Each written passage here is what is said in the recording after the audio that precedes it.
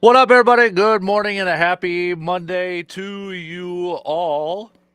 DK Show coming to you from the TDS Sports Talk studios this morning. Appreciate you tuning in wherever, however you're tuning in. If it's on the radio dials of 105.1 FM, 790 AM, also online, sportstalk1051.com. You can stream it up over there. You got your Google and Alexa home devices.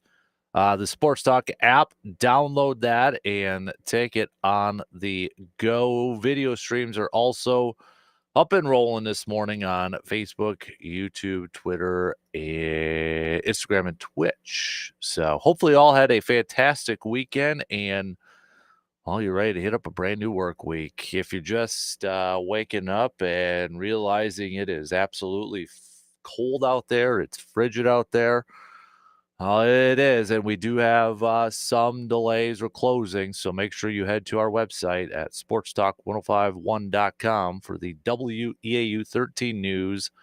First alert school closings brought to you by ServiceMaster and Hovland's. Not a big list, but there are a few that are either opening up late or closed for today. So you want to make sure you're checking that out. Make sure that your school district is on there and such. See if the kiddos got a late start, no school day, or they are going to school today. So, what do we got on a good old game plan from the past weekend here? Well, we're gonna hit up a few different things. First off, I mean Badger basketball. What a win on Saturday! I mean to go into Purdue and pick up the win, especially in that second half. I mean, whew. Take it down, number 7, Purdue. And Purdue, who is coming off of a loss too, figure, okay, it's going to be even a little bit more tougher over there. But John Tanji, I mean, oh, it was a fantastic win, absolute fantastic win for this Badger basketball team. Their 20th win of the season, now 20-5. You got to imagine they're going to jump up in the rankings that'll come out later on today. But a 94-84 victory and just dominating in the second half, outscoring Purdue by 11. So Sanji putting up 32 points. You had Max Klesmit contributing 17, Blackwell 11. Jack Janicki even coming off the bench and playing 17 minutes and giving the Badgers 11 points, the freshman. Not a ton from Stephen Kral. I mean, dude, again, 3 points and just 1 rebound for the big guy. At least Nolan Winter was able to contribute 12 points. But Badgers overall as a team, thanks to that second half shooting splurge, fishing was 61, shooting 61.5% from the field, 40% from 3. So just a big time win for the Badgers. They're still 2 back though from the top spot for the Big Ten Conference. Michigan is up there with a 12-2 conference record. Michigan State's 11-3, Purdue 11-4, Wisconsin 10-4. But Wisconsin will be back at it tomorrow as they take on Illinois, another team that has kind of had the Badgers number here as of late. So maybe Wisconsin can carry some of that momentum from their win against Purdue and pick up that win tomorrow against Illinois. But you're looking at the rest of the schedule. It's just 6 more games left to go here. 6 more left to go in the regular season. Illinois, Oregon, Washington. The next 3 are all at the Kohl Center in Wisconsin. Then a big time game coming up on March 2nd, visiting Michigan State. Then they finish up with a road game against the Gophers, and then at home against Penn State on March 8th before the Big Ten Conference tournament. So again, we'll see where kind of the Badgers perhaps will jump up in the rankings and such. But later on today, I gotta imagine it's gonna be close to 10. I don't know if they could jump up 7 spots or 6 spots to get up into that top 10, but shall see. Ohio State almost helping out the rest of the Big Ten teams too, chasing Michigan for the top spot in the Big Ten. Michigan, though, able to defeat Ohio State yesterday, 86-83. So we'll talk some hoops, talk some college hoops. Speaking of hoops, there was the All-Star festivities over the weekend. If anybody watched the NBA All-Star game last night. Give me your feedback, your thoughts, your analysis on what you saw with the new format, the 4 teams, round robin tournament. Give me your thoughts. Did it pique your interest a little bit more? Did it just like, nah, not really?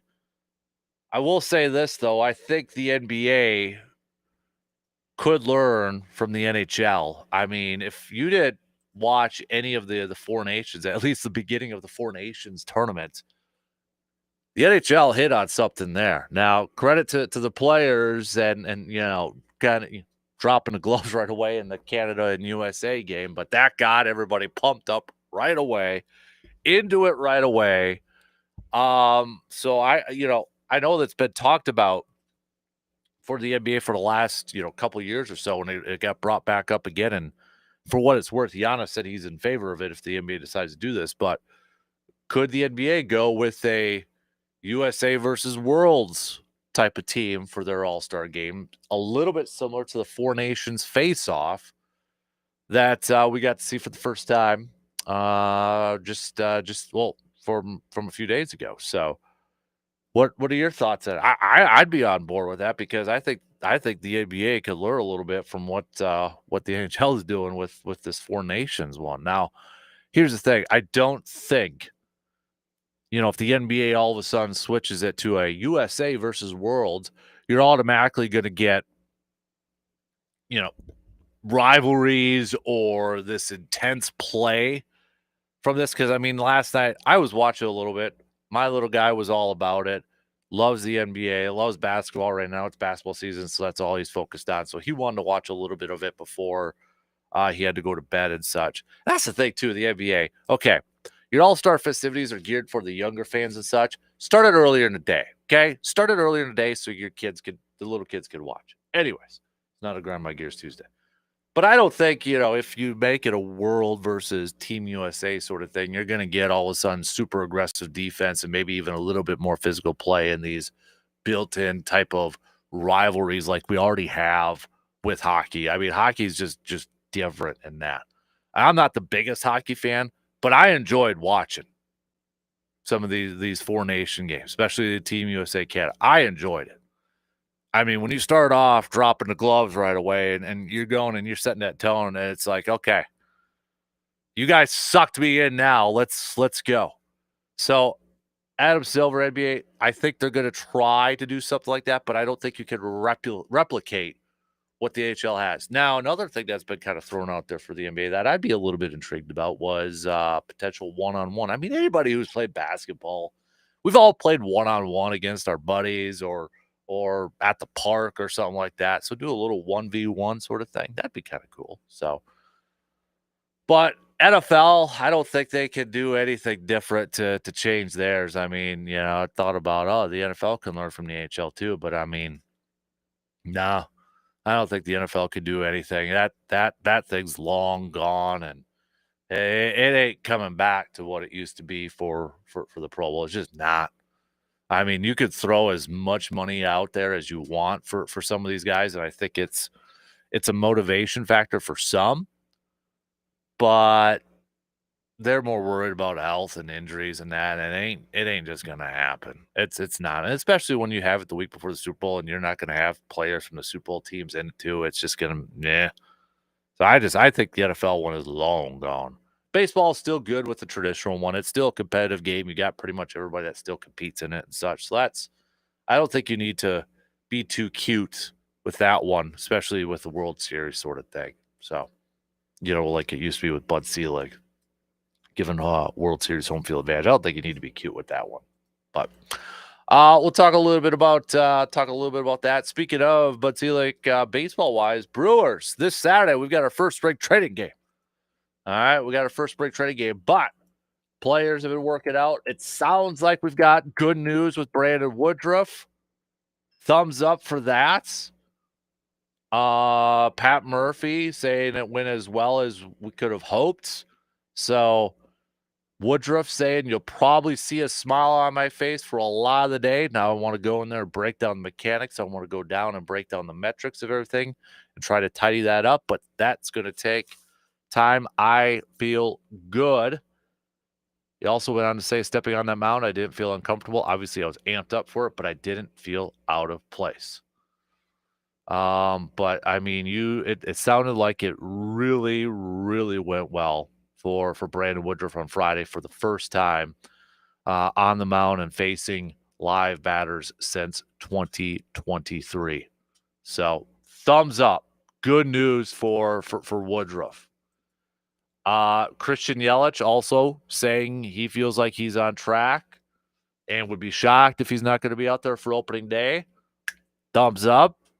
Thumbs up. Sal Frelick showed up to camp, bulked up, looking a little bit bigger, saying, I don't know if this is the best shape of my life, but I put on a ton of muscle. Last year, he weighed 167, a buck 67. I know he was a little bit smaller in the height, but still. He said, I just wanted to make sure I had a good offseason and built back the sort of body that would be ready for the long season. So we'll see if that translates into more potential power for Frelick and such. But speaking of the Brewers and that question, I want to throw out to you because I saw again MLB.com did this, and every team writer picked one.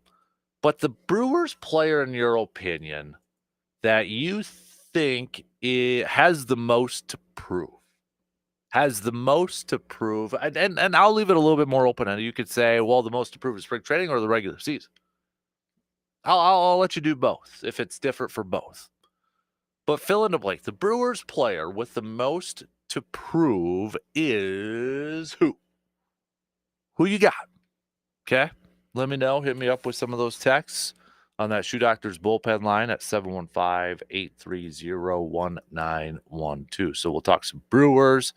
Coming up, I will throw in a little Green and Gold chats over here too, just to try to cover all the bases here. But again, I noticed on NFL.com, just looking at some of the articles, catching up on my daily readings and such, and they got a couple of things out there I thought was interesting. One, you had a piece where they graded the rookies now that the year is done. They graded the rookie classes from these teams. Like, oh, okay. First round pick Jordan Morgan didn't really do anything. 6 games, 1 start, but Edrin Cooper, Evan Williams, okay. But how did it rate, or how did the Packers grade with the rest of the league? We'll hit that up, and then I'll throw it back to you. Do you think where would you grade them? Like a top 5? Just be generic, like top 5, top 10, or if you're like, hey, you know what, overall for what I saw, I'd give it a C or a B or an A or whatever. And another piece up there talking about the teams with the biggest Super Bowl windows. Green Bay is top 5. Do you agree with that? Disagree with that? Well, we'll hit that up too. So it is Monday, which means I'm not saying, but I'm just saying. Fill in the blanks. Best ones will get read on the air. I'm not saying, I'm just saying. Also, we'll do a little local sports roundup. Blue Gold men's basketball with a big road victory. Gets points, went down to the wire. But Blue Gold men's basketball, for a team that was predicted to finish last in the conference, is now in the 3rd spot in the WIAC with just 2 games left to go. And they're both at the Sonic Center this weekend. Hockey regular season wrapping up as well. But we also have the seedings for the girls' high school basketball tournaments. So those came out over the weekend. Just a few of them. Eau Claire Memorial did receive a 1 seed in Division 1. Rice Lake also getting a 1 seed in Division 2. Baldwin Woodville, Elk Mound receiving 1 seed in D3. Shell Lake Cameron, 1 seed in D4. Owen Withy, Solon Springs picking up a 1 seed in Division 5. So, yeah, it's that time of year. The madness is almost upon us. So, and whatever else is on your mind, hit us up with a text or comment on the video streams here this morning. So let's get things rolling, though, shall we? Lots to catch up on, lots to get to. Talk some Badgers. We'll throw in some baseball talk here, too, as we're getting set for our first spring training game coming up on Saturday. Oh, yeah, it's going to be right here, baby. Throw a little football chat. We got everything on the docket here this morning.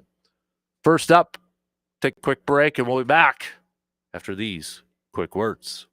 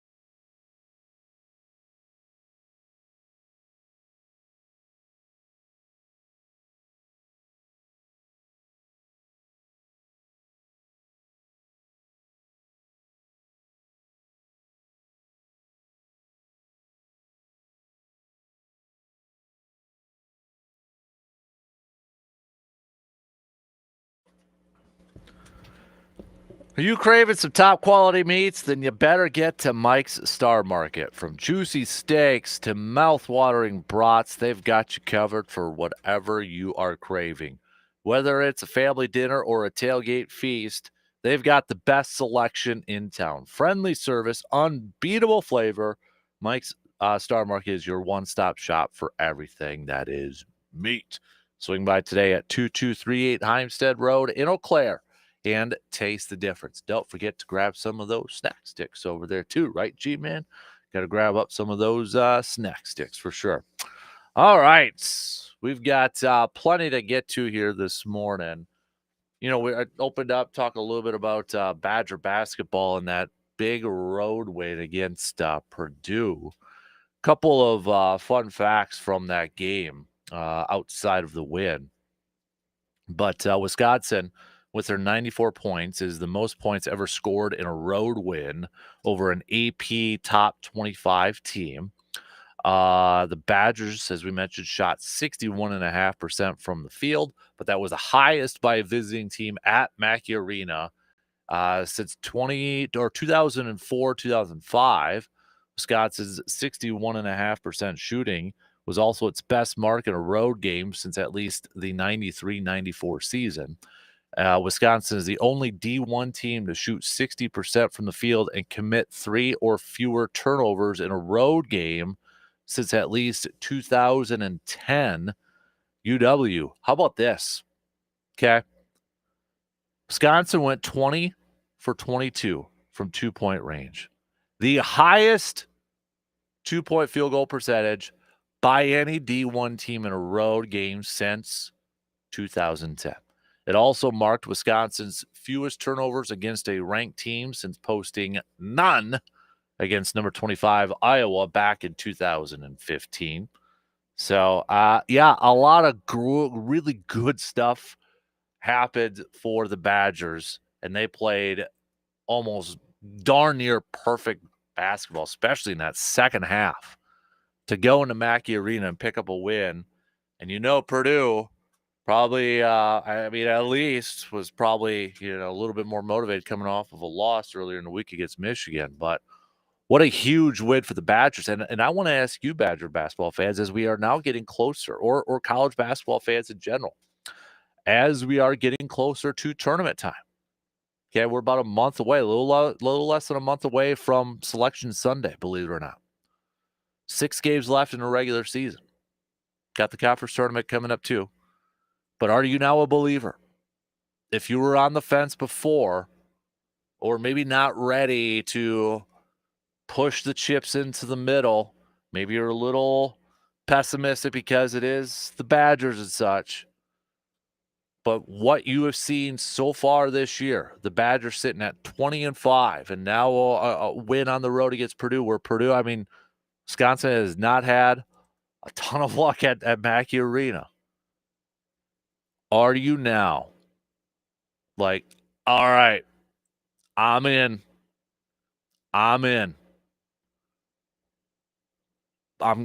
all aboard. I'm ready to maybe get my heart ranked again, or heart broken again. So after the win, they moved up. Selection committee, you're looking at bracketology. They moved up to a 3.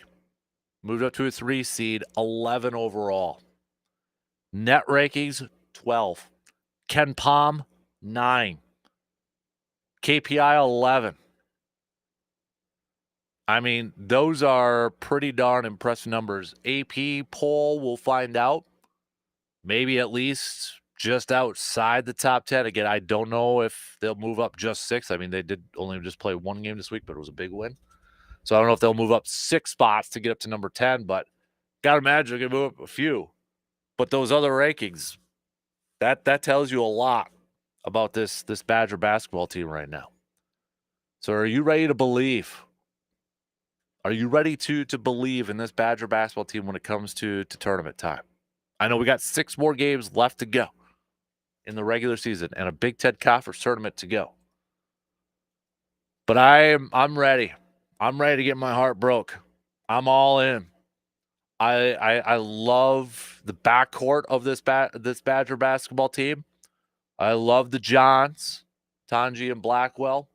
We're seeing contributors like Max Klesman. I mean, for crying out loud, you had a redshirt freshman, Jack Janicki doing his thing. Kamari McGee got ejected on, I thought, a very questionable ejection. I was listening to Greg Gard after the game, and he was asked about it, and he was very professional about it.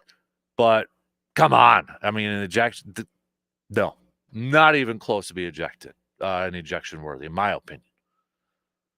But you've got, when it comes to tournament time, the old adage is guard play, backcourt play. And right now, I think the Badgers have some spectacular, absolutely spectacular guard play and backcourt play. And I think, I get it. I know, and I'm a big believer in this. A lot is going to depend on matchups and when it gets to tournament seeding, and it's kind of hard to project right now at this point in time. But this team, I think if we ask the question, does this Badger team have the talent to be a Sweet 16 team? I 100% think this Badger basketball team has the talent to be a Sweet 16 team because of their backcourt play. I love it. I mean, Tanji, that pickup was monstrous, and you got to give a ton of credit to Greg Gard and his staff for getting the fifth-year man to come in through the transfer portal. What a huge pickup. Blackwell, last year, we saw glimpses of him. We're like, okay, there's talent there. We know there's something there, and we're excited for this year, and he has taken a step. I mean, for all of the guys that left in the transfer portal last year, Store and you know, Chucky Hepburn and that, we're like, man, Freetag's gonna have to play right away. We don't have any guards. We don't have any backcourts. Greg Gard said, you just wait. And just another fantastic season so far from him, from his staff, and from this Badger basketball team. I absolutely think they could go to the Sweet 16. They got that talent there, and I am ready. I'm ready to put my chips in and say, let's go. This is such a fun team to watch. The only, I mean, I feel like we're beating this, you know, to a pulp, but it's true. If you ask the question, what's the biggest question mark or the biggest concern surrounding this Badger basketball team? It's going to be the bigs. It's going to be Steven Krall. I mean, I feel like Steven Krall's been picked on for the last few years, but he has because it's the consistency. It's the consistency from the big man. And we haven't gotten that throughout his career. Just hasn't been there. You look at his career stat. In fact, his numbers are a little bit down, at least in points and rebounds. Part of it is because his minutes are down, but he's averaging 9 points per game, 5.6 rebounds per game. Last year, he averaged 11.2 and 7.3. A couple years ago, where he averaged almost 31 minutes per game, he was putting up 12 points per game, 6.9 rebounds. He'd get more playing time if he could just go out there and be consistent. But you're looking at these last, 5 games, Purdue 3 points, Iowa 7, Indiana 3, Northwestern 3. And a loss against Maryland, he had 10. That's my only concern. I mean, if you could just, if the Badgers could consistently get, 11 and 7, 11 points, 7 rebounds from him, 12 points, 7 rebounds, somewhere around there, like consistently, I'd be like, okay, now maybe we got something cooking. I don't want to get too excited or anything like that, but maybe we got something cooking. But I like this team, and I think they've got the talent to make a Sweet 16 run, to get back to that Sweet 16. And it's going to start with their backcourt. It's going to start with the two Johns, John Blackwell, John Tanji. And you look at, I mean, it's still kind of weird to say this when it comes to the Badgers, but you got a top 30 team. And I know it's like, well, 30. There's a ton of teams. Okay. There is a ton of Division One men's basketball teams in the country. So top 30 in scoring is pretty darn solid, especially when it comes to the Badgers that we're not used to this. Right? We're not used to this. So to say you are a top 30 scoring D1 men's basketball team in the country and you're the Wisconsin Badgers tells you a lot about how this offense, and I think that is a direct correlation and a lot of credit to Kirk Penny and the offense that he has brought over. You got to give him a ton of credit. And I don't know if teams that are going to have future openings are going to look at that and be like, head coach. I hope not. I hope that's not the case. But to put it in a little bit of perspective here, too. So actually, Wisconsin's 28th. So ESPN's not updated. This is according to NCAA.com. Wisconsin, 28th in the country. 81.5 points per game.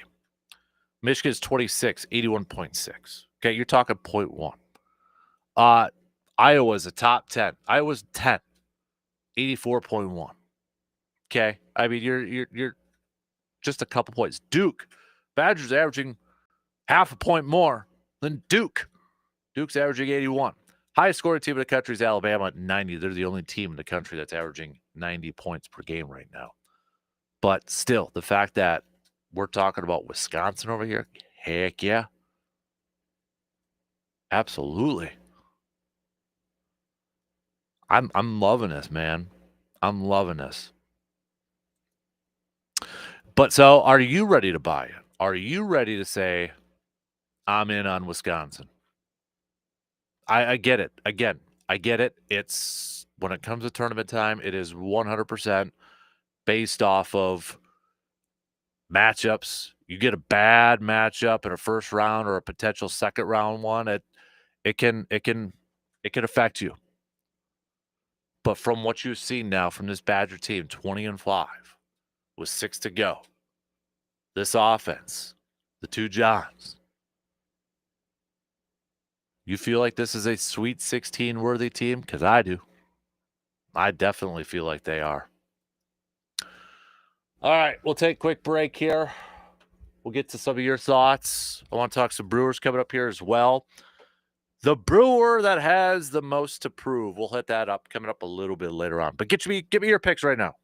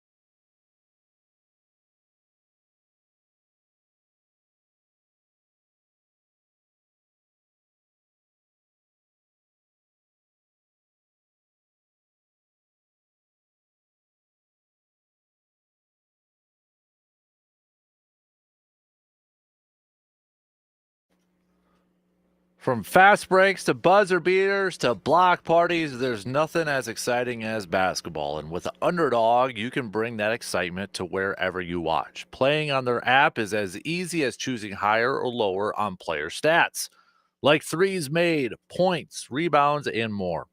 Get those picks right, and you can win up to 1,000 times your money.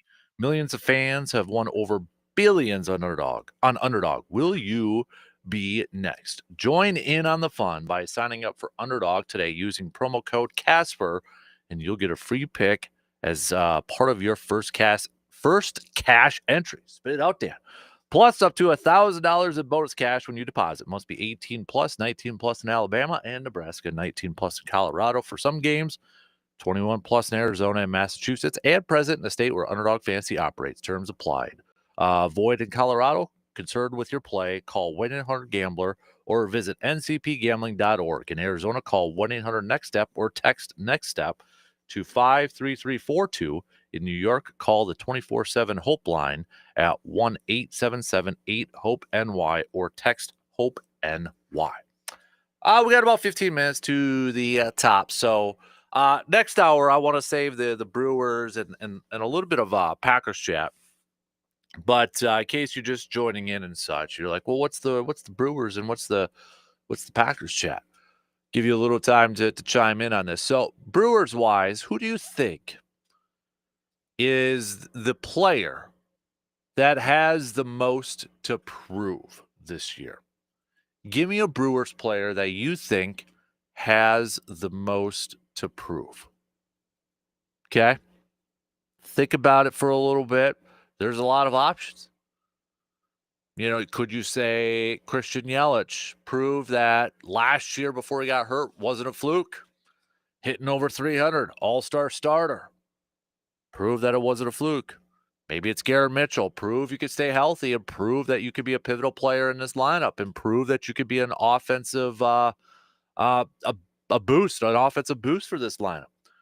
Is it whoever plays short, whether it's Turang or Ortiz, prove that you could play that spot?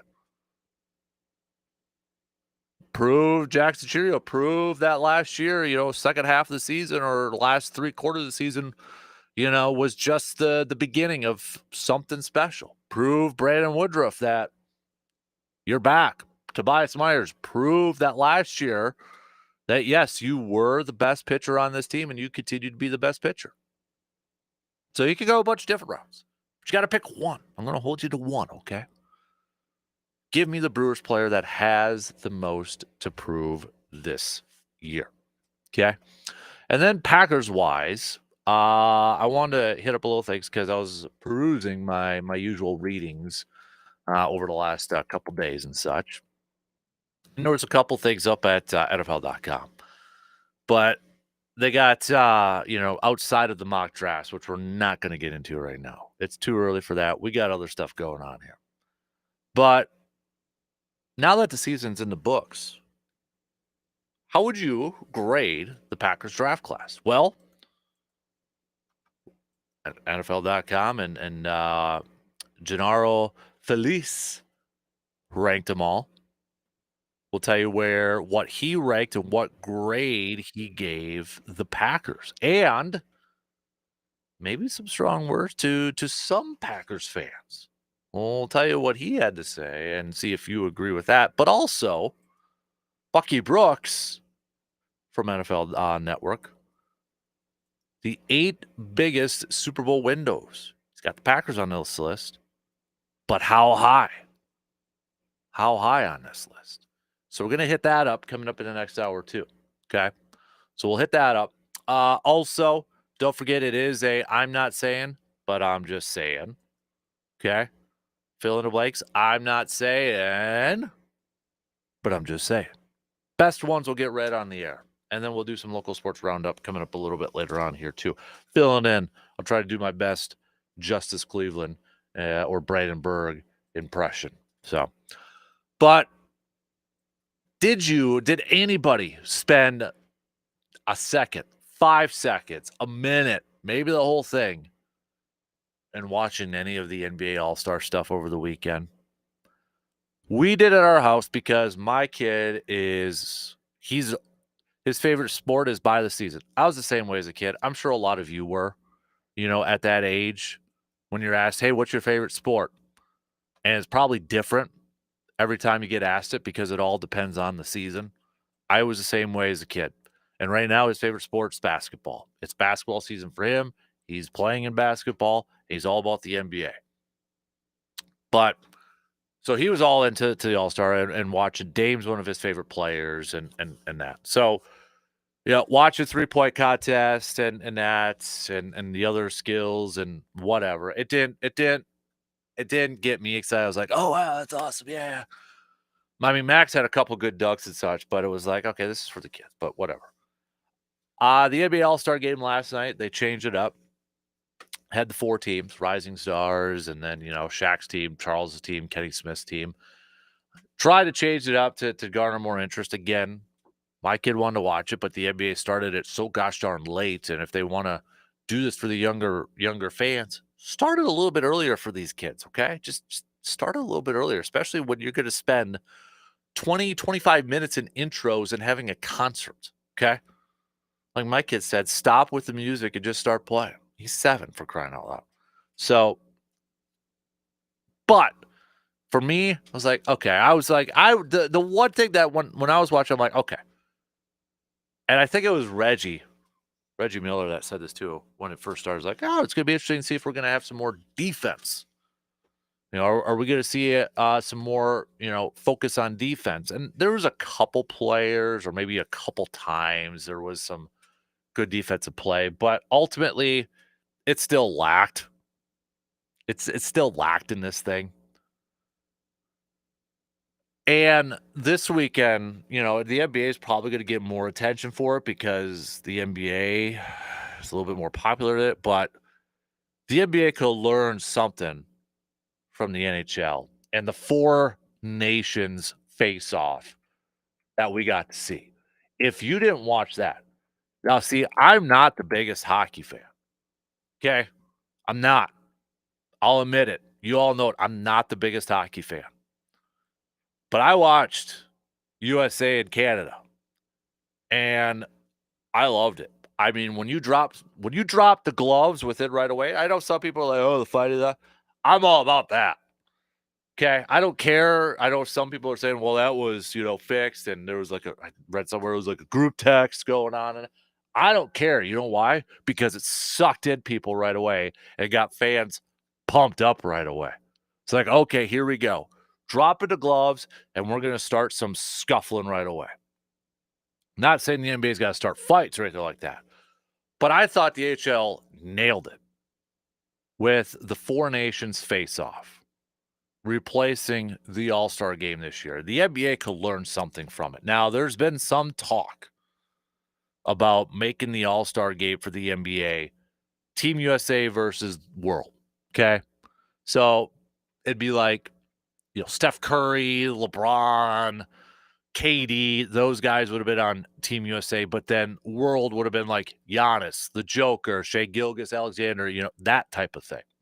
It's not like NBA players all grouped into one Team USA, and then you got players who are currently playing overseas. Not that. It'd be people who are representing Team USA, like the Olympics. Okay, we know Giannis doesn't play on Team USA; he plays for Greece, so it'd be kind of like an Olympic style.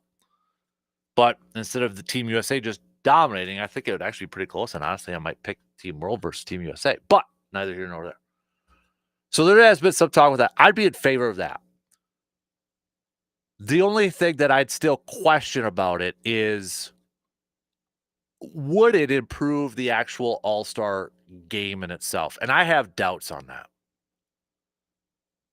There might be some point of pride for some of these, and that's the biggest thing that I think you've got from NHL and the 4 nations face-off. When you get these players representing their countries, whether it's USA, Canada, Finland, Sweden, the 4 here, there's, I think, a little bit more of a point of pride for those players repping their countries in this style. You got kind of already a little bit of a built-in hockey rivalry with Team USA and Team Canada, right? I mean, that's already kind of built in there. So While I think there would be a little bit of pride, maybe I honestly feel like there may be I think there would be a little bit of pride between like, okay, Team USA wants to show that they're still the king of basketball, but then Team World's gonna want to say, no, no, no, no. We caught up to you guys. We're the best. So I'm sure there'd be a little bit, but I don't think it would ultimately change the game into where like, okay, we got defense on every possession. We got some strong defense. We're gonna have some, you know, solid basketball being played. I still have my doubts on that. I have my doubts on that.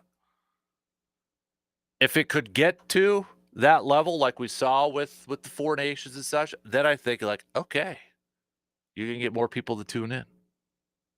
Now, obviously, if you're not a basketball fan, you probably could give a rip and you probably didn't even know it was on to begin with. That's fine. But for the people who are, pay attention to more than just one or two sports and pay attention to all the sports out there. Did you chime in a little bit and watch it a little bit? It was okay for me. It was okay, but I'd be intrigued with Team USA versus Team World. But I'd still have my doubts whether it would fix it, fix the whole thing. But I think they could take a page from the NHL. There was also Giannis had talked about it. So Giannis approves that. He was doing some media sessions, and Giannis says, yes, sign me up for the Team USA, Team World. But he also said he would, one thing that was being thrown out there was potential 1v1, one-on-one contest. And Giannis said he'd be all about that too. He would do that. I would probably, I think because anybody who's played basketball as a kid or played at any level, at some point you played 1v1, whether it was with your buddies at the park or in the driveway, you all played 1v1. And I thought Giannis made a good point. It's like if you play 1v1, you got to play defense. You got to play defense. If it's like him versus Kyrie, you got to play defense. It naturally forces you to play D. And I think I'd be about that. I'd watch that. I mean, now these kids, when they're playing video games, you got 1 versus 1 as an option on there. But the other part is, could we see Giannis in the slam dunk competition? Now, this was back on Saturday night, John Morant. So when Mac won it 3 in a row, three-peat, John Morant tweeted, Mac might make me decide to dunk. Giannis responded by saying, if you do it, I'll do it with you 100%. So, I think NBA fans and basketball fans in general just want to see the slam dunk competition get back to what it was with Vince Carter, with Spud Webb, with Dominique Wilkins, with Michael Jordan, with those dudes back in the day. We want to see it get back to having stars in the thing. You got one of the, that's the leading vote getter in the NBA All-Star game. Giannis, a global icon. Giannis saying, I'll do it if you do it. If you're serious, you want to help this thing, say right now, you'll commit to the dunk contest in 2026 and then put the pressure on guys like Giannis. Giannis put it out there. Giannis said he'd do it if you do it. Go out there and say you do it so Giannis does it. Okay? Go do it, please. Because I want to see it. I want to see stars in this thing. I want to see some names in this. NFL, I don't think can learn anything from the Four Nations just because the NFL All-Star Pro Bowl thing is just so far gone in the tank. You'll never get it back to what it used to be. It's just gone. It won't happen. It's a different mindset. It's a different style. You look at the players, there's no interest in it from any of those guys. I mean, for crying out loud, when you're like 5 deep, like the 5th option for a quarterback to come in and play, nobody cares. Nobody wants to do it. Some want to. I think it's the players that maybe haven't been elected to a Pro Bowl yet. Some have it in their contracts. Hey, you make a Pro Bowl, you get paid more money. Great. That's awesome. But in terms of participating in that, there's certain players when they get to that level, like, no, thank you. And it's just we're not going to see Sean Taylor jacking up a punter anymore.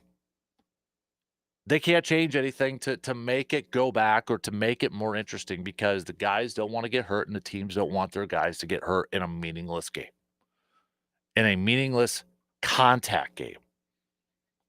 Sure, basketball players could tear an ACL in the All-Star game and such. That definitely could happen. A baseball player could seriously get hurt.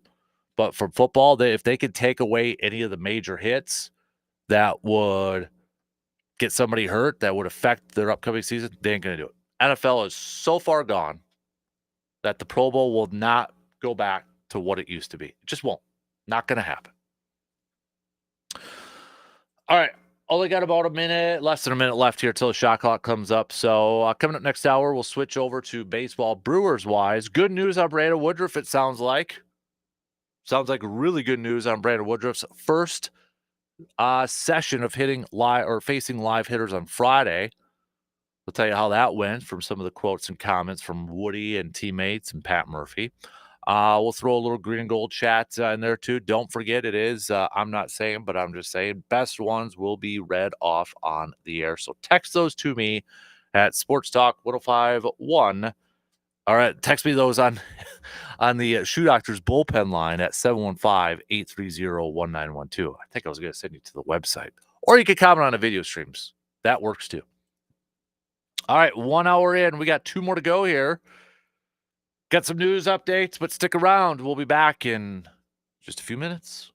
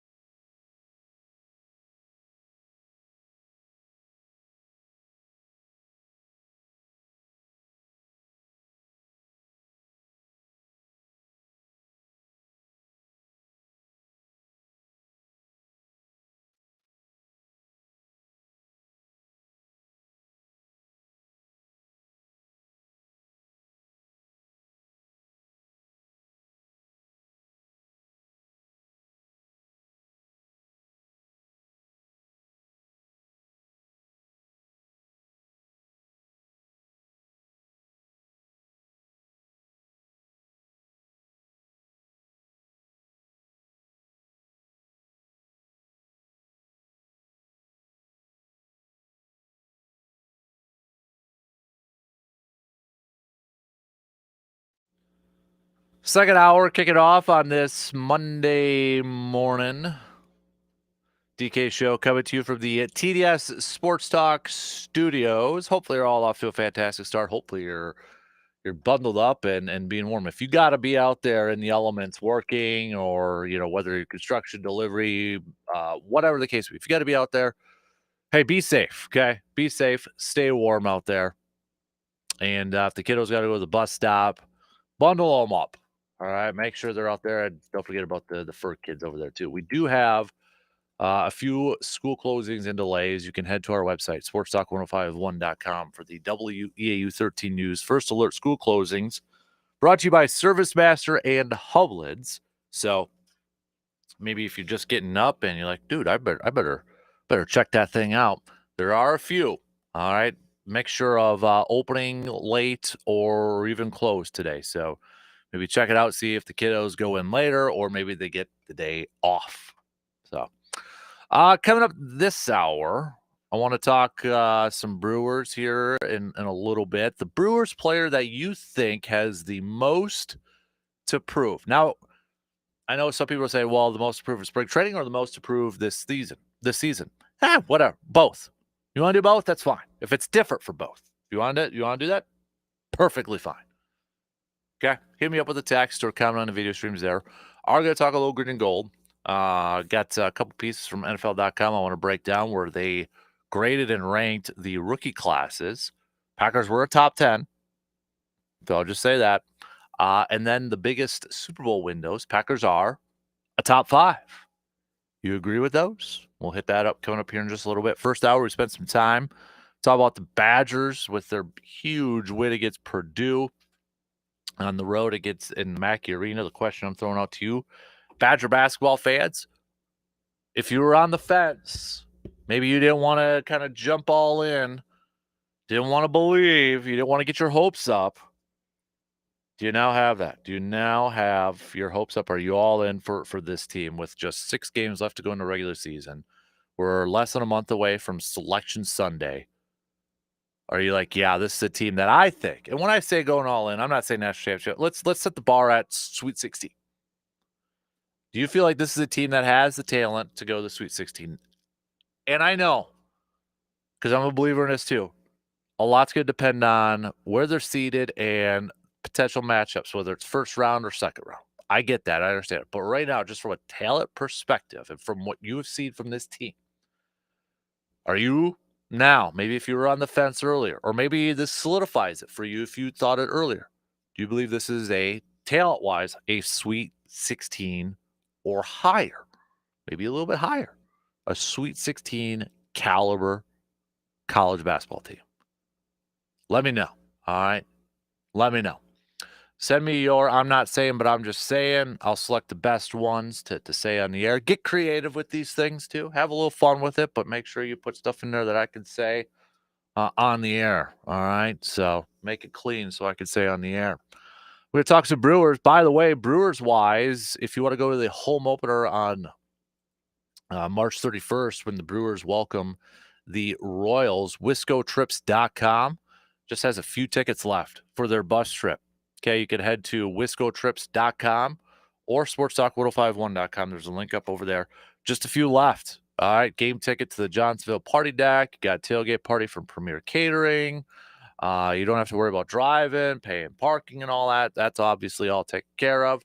So, but yeah, just looks like just 6. I just refreshed it at wiscotrips.com. All the info and to purchase your tickets, you got to go to Wisco Trips. All the info is listed right there on wiscotrips.com. Okay, so check it out and get your tickets if you're thinking about going to the home opener because, well, opening day is actually in New York as the Brewers will take on the Yankees. Speaking of the Brewers, let's kind of kick off the second hour talking a little Brewers. The question I threw out to you, and I'll get to my pick here in a second. But the Brewers player that you think has the most to prove this year, send those on over. Let me know.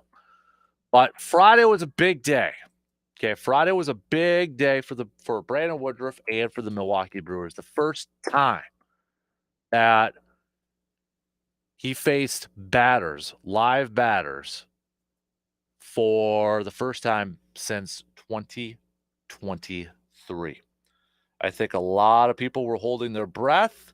There was probably a lot of nerves going on out there, whether it was from Woody, his teammates, his coaching staff, Pat Murphy, Matt Arnold, all those guys.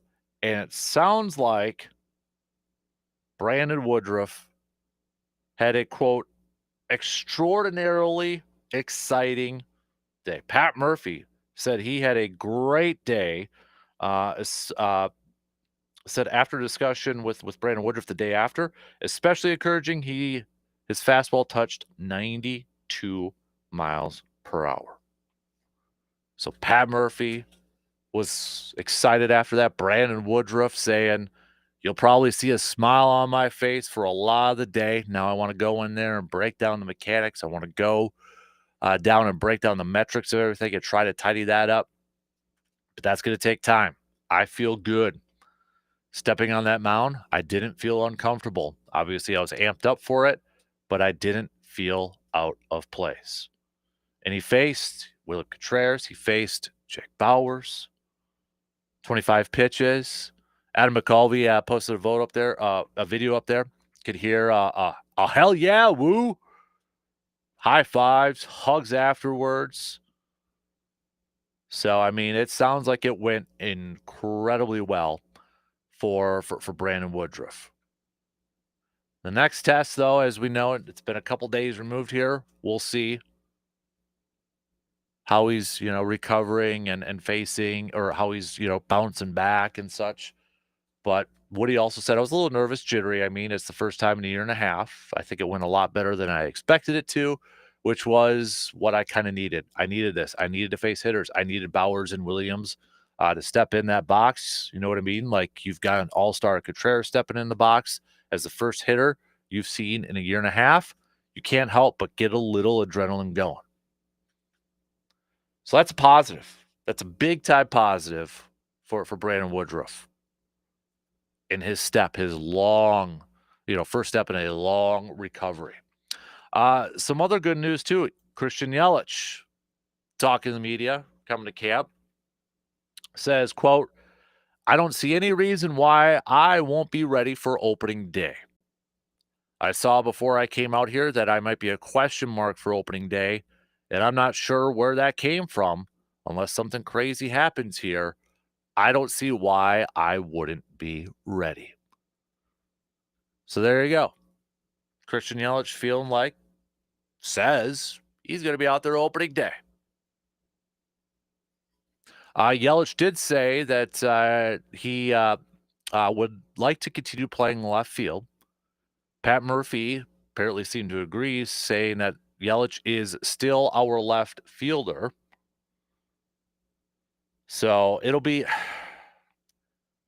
I really don't know how this is going to play out in the outfield. I really, really don't with Cheerio and such. So it's definitely going to be interesting to watch and follow throughout spring training, but also in regular season. And it's 162 games. Guys are going to get hurt. Guys are going to have off days and such. But when you've got Mitchell, Frelick, a Gold Glove winner, Yelich coming back, Jackson Cheerio, like, the thing is like, I don't want, and this doesn't take anything away from Yelich, I think we want Yelich at his best from the offensive standpoint. I mean, he's a good outfielder, but I think we want to, there's a little bit more pressure, I think, on Yelich to be a big-time offensive threat this year with no Willy Adames in that lineup. And you look at, okay, where's the power going to come from?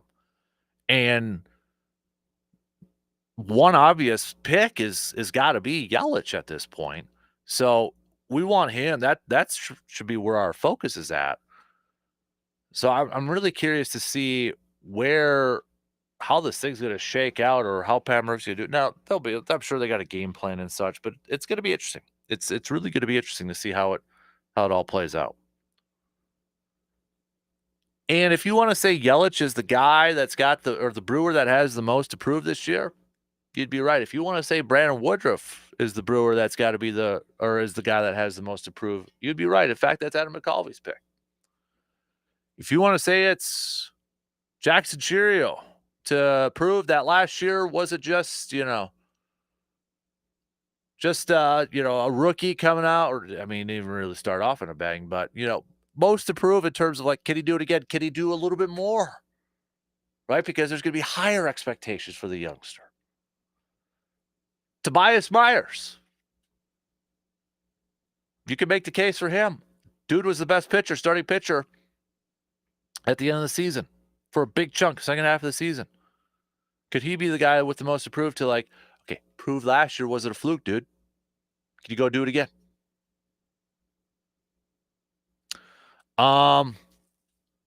If you want to say, I mean, maybe Salford. I think the guy that I'm going with, though, and that's the thing is, if you want to say Yelich, you want to say Chiro, you want to say Tobias, you want to say whoever, there's a bunch of different guys you could go in there. I'm going to go a little bit of a different route and just be a little bit different in this. And my pick for the guy with the most to prove was also my wild card pick. I'm going to go Garrett Mitchell. Because this is still a guy that there is a ton of hype and expectations surrounding him. Again, I'll bring it back to when in the offseason, MLB Network did their top 10 at every position based off metrics and all that sort of stuff. And Garrett Mitchell was already ranked, not just in National League, all of Major League Baseball, as the 8th best center fielder in Major League Baseball. All right. But this guy has been hurt for the last couple of years. He's missed big chunks of the season the last couple of years. We saw the Brewers towards the end of the regular season inserting him as the 3-hitter, 4-hitter. And I know that was a point of frustration for some Brewers fans because at that point he kind of wasn't hitting. They're like, get him out of that spot. But the Brewers obviously feel like he's a guy that can do some damage in that spot. So I think the guy, for me, if I went with a little bit of a different route, I'm going to go with the Brewer that has the most improved this year is Garrett Mitchell. For one, being the everyday starting center fielder, solidifying that. 2, staying healthy. Can he go out there and put together a full season? No, I mean, asking a guy to play 162 now at this day and age is unrealistic. But what, 130, 120 some games? What should that line be at? Just staying healthy and being out there. 3, showcasing you can be a guy that can bring you a little power, can bring you a little bit more to the offense, maybe slots into that Willy Adames spot in the batting order. So I'm going to go with Garrett Mitchell because there still is a lot of talk about that guy. There still is a lot of excitement around that guy. And I get it. But with the injuries and the limited amount of time we've actually seen him, I want to see a little bit more. I want to see a bigger sample size from him. Okay? I want to see a little bit from that. I was just again, I know I keep bringing up that top 10, but I mean, like, I don't even think Terang, who won Gold Glove, who was awarded the best defender, was even named as a top 10 second baseman in Major League Baseball for that stuff. I'd have to double check, but I don't think he was. I know Sal Frelick wasn't listed as a top 10 right fielder. Yelich and Chiro were listed at top 10 for left fielders. But that's high praise for a guy like Garrett Mitchell, for a guy that's been bagged up and we haven't seen a ton of action from yet. So that's the guy. He's my wild card guy for this year, who I think, okay, if he stays healthy and he's a guy that can contribute from the offensive standpoint, that's a guy that can do a lot of good for this team and help out this team a lot. But also, to me, he's kind of the big question mark. But again, if you want to pick Yelich because, okay, health, also show last year's first half of the season wasn't a fluke that you're hitting over 300 an all-star starter, I agree with you. You want to say it's Brandon Woodruff coming back from injury? I agree with you. You want to say it's Tobias Myers to show, like, okay, guys continuing to trend upward, show last year, like you're going to continue to ascend? I agree with you. I agree with a lot of guys out there. But if I had to pick one and kind of go a little bit of a different route, I'm going to go Garrett Mitchell. All right, we got to take a quick break. Switching gears a little bit. We'll chat a little football. I know we're in the offseason. No mock drafts yet. Not going to go through mock drafts. Not going to go combine stuff. But I thought it was an interesting piece from, well, a couple of them. NFL.com. They ranked the rookie classes from this past year. Where did the Packers land in that? And also, how big is this window, this Super Bowl window for the Pack? Some high rankings on both of them from the NFL Network experts out there. We'll tell you what they had to say and our reaction coming up after these quick words.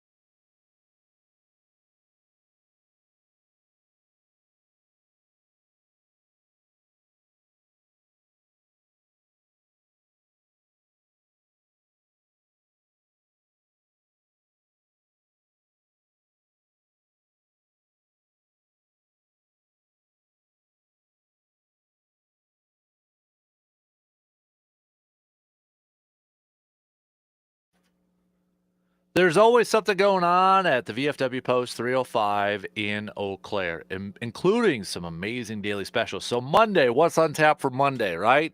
Well, it's soup flights. Gosh, that sounds like a perfect day for some soup flights with the temperatures over there.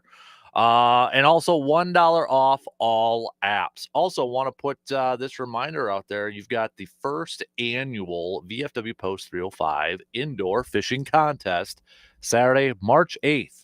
1 to 4 p.m. $10 entry fee includes one fish entry for every drink purchased. Top 3 in every category wins a prize. 6 fish prize categories. You can get more details over at the VFW Post 305. But a little bit of a nugget here. It says here, also have a bucket of bobbers with some of the bobbers marked with a winning dollar amount. Buy a Twisted Tea or a Sun Cruiser to get a pick of bobbers. So go on over there, sign up today at the VFW Post 305 while enjoying soup flight today. Man, that sounds just perfect. Perfect right now. Right, Mark? Yeah. All right, let's talk a little football here this morning. Warm up the brains here a little bit. But you can keep sending me your Brewers picks. We'll get to some of your picks a little bit later on. The brewer that you believe has the most to prove this year. Now, you could say, well, is it spring or regular season? Hey, if you got a different pick for each of them, that's perfectly fine. Okay, send both of them on over. Okay, but let me know your picks. So I wanted to talk a little Packers just to break it up here a little bit. We've talked some hoops, we've talked some baseball and such. We'll get to some local sports roundup because a lot to catch up on as well. But Packers-wise, was perusing my reading materials over the last couple days and such, and there was a couple of pieces on NFL.com I thought were kind of like, oh, okay. That might make for some good banter to get some of the reaction and some of the opinions of our 715 fan cave, 715 listeners or team sports talk listeners out there. And first up, now that the season's over with, you had a writer, a gentleman by the name of Gennaro Felice, I believe is how you pronounce his name. I apologize if I mispronounced it. But NFL rookie grades ranking each 2024 draft class from number 1 to number 32. Okay. So the number 1 team was Washington. I mean, Jay Daniels at the top tells you a lot. But you look at games started, Jay Daniels started 17. They had 3 second-round picks. You had guys that started 17, 17, and 16 games, or played in 17, 17, and 16 games.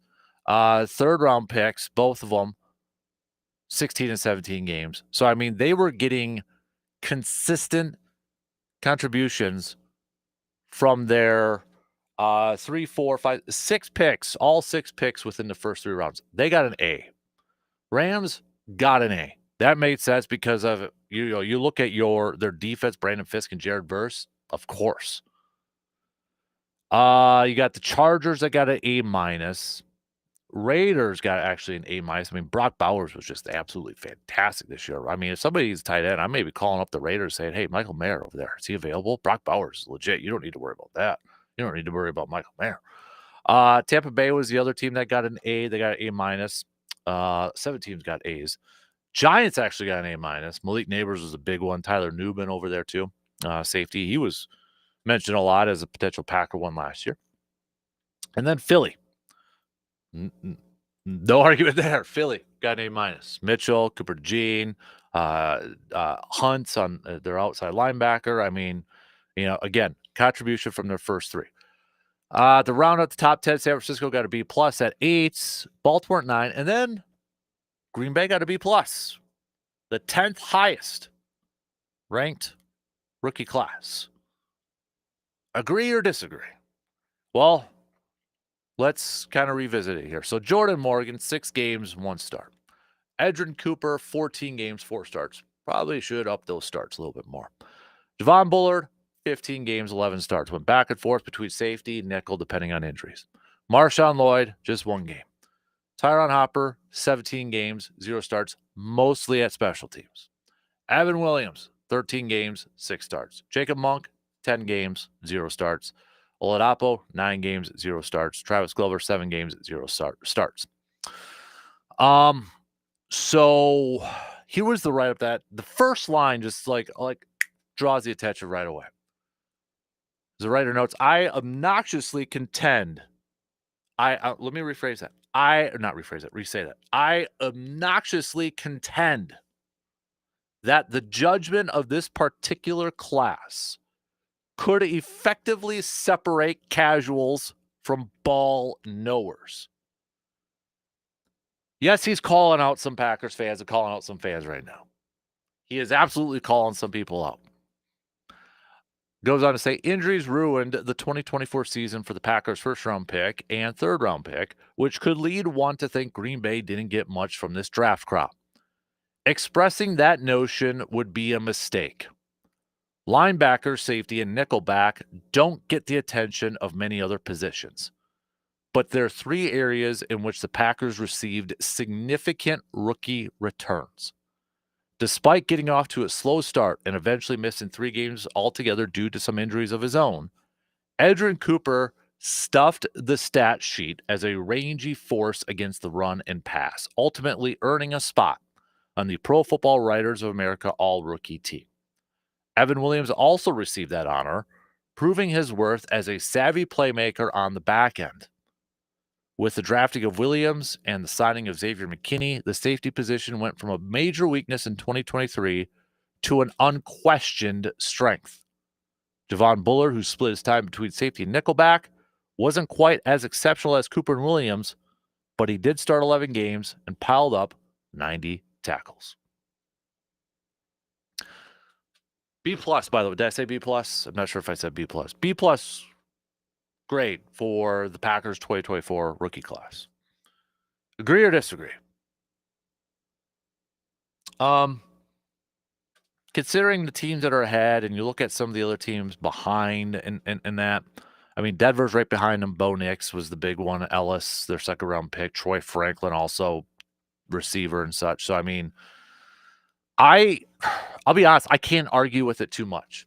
I know like 10 might just be like, there's no way they're top 10 when you don't get anything from your first-round pick, and that is my issue with Goody the last couple of years. I get it in a sense in certain years. Okay, you're maybe drafting for projection, higher ceiling type of player in that, but I think for at least this year, they need somebody who could contribute right away. So I get the argument of like, well, they didn't get anything from the first round pick. How could they be a top 10 rookie class? But I think when you look at the emergence of Edgerrin Cooper, I think we're all feeling pretty dang good about the outlook of Edgerrin Cooper. I saw Matt Miller, who is a draft analyst for ESPN now, and it was on X over the weekend, and he was asked let me bring it up here, but who are the best who are your top 10 linebackers in the league right now? He went Fred Warner, Roquan Smith, top tier. Next tier was Logan Wilson, Zach Bond, Matt Milano. And then the next tier, Frankie Louvu, Levante David, Henley, Anzalone, and Edgerrin Cooper. Edgerrin Cooper, he already had as the 10th best linebacker.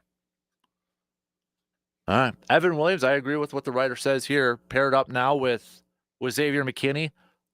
Last couple years, the safety position looked atrocious. There was like just filling in bodies over there to try to get this thing figured out. So they get the best free agent out there in Xavier McKinney. And then they hit it. I think everybody was like, oh, Javon Bullard, second round pick. There's your safety. Got some depth with Evan Williams. But Evan Williams, it was to the point where like, we got to have that guy out there. It's still head scratching. He didn't play any snaps in the first game of the season against the Eagles. I think we're all feeling pretty darn good for the next few years about the safety position. I'm still a little hesitant on Bullard with the nickel. Showed some good things, showed some poor things in that. I think though more of the poorer things came from when he was a safety. So maybe nickel's his best spot, but he's not quite, I would say, a top tier. Well, he's not I should say not quite. He isn't a top tier nickel corner yet. You just hope, okay, 1 year in the books, continues to get better. So I'm not quite like there to say that's locked down for the next few years. The nickel spot with Javon Bullard. I want to see a little bit more. Hopper to me is an interesting player. 3rd round pick. And I remember when he was first drafted, it sure felt like that's a special teams pick. And then you're thinking, ooh, 3rd round pick for special teams. Very raw type of player. Had a lot of speed. But when we talk about the linebackers, is he ready to maybe make a jump and join Edgerrin Cooper and Quay Walker? I don't know yet. Jacob Monk is, a lot of people assume that he's a replacement for Josh Myers at center. I don't know anymore. I don't know anymore.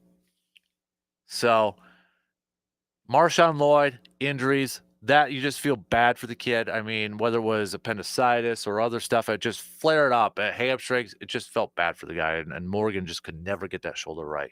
So I understand some trepidation from some people, from some fans saying it's not top 10 when Morgan and Marshawn Lloyd played 7 games combined. But I think when you look at what Cooper did and the ceiling where he's at, Evan Williams, and even Javon Bullard, comparing it to the rest of the league, that's the other part of it. If you compare it to the rest of the league, yeah, I think you could make the case that it was top 10, right around 10. If anybody that's wondering who had the worst ranked rookie class for this one, it was the Cleveland Browns. D-. Minnesota had the second to worst one. Maybe that makes what Kevin O'Connell's job even more impressive. A lot, though, again, J.J. McCarthy. And then they didn't have a lot of picks, right?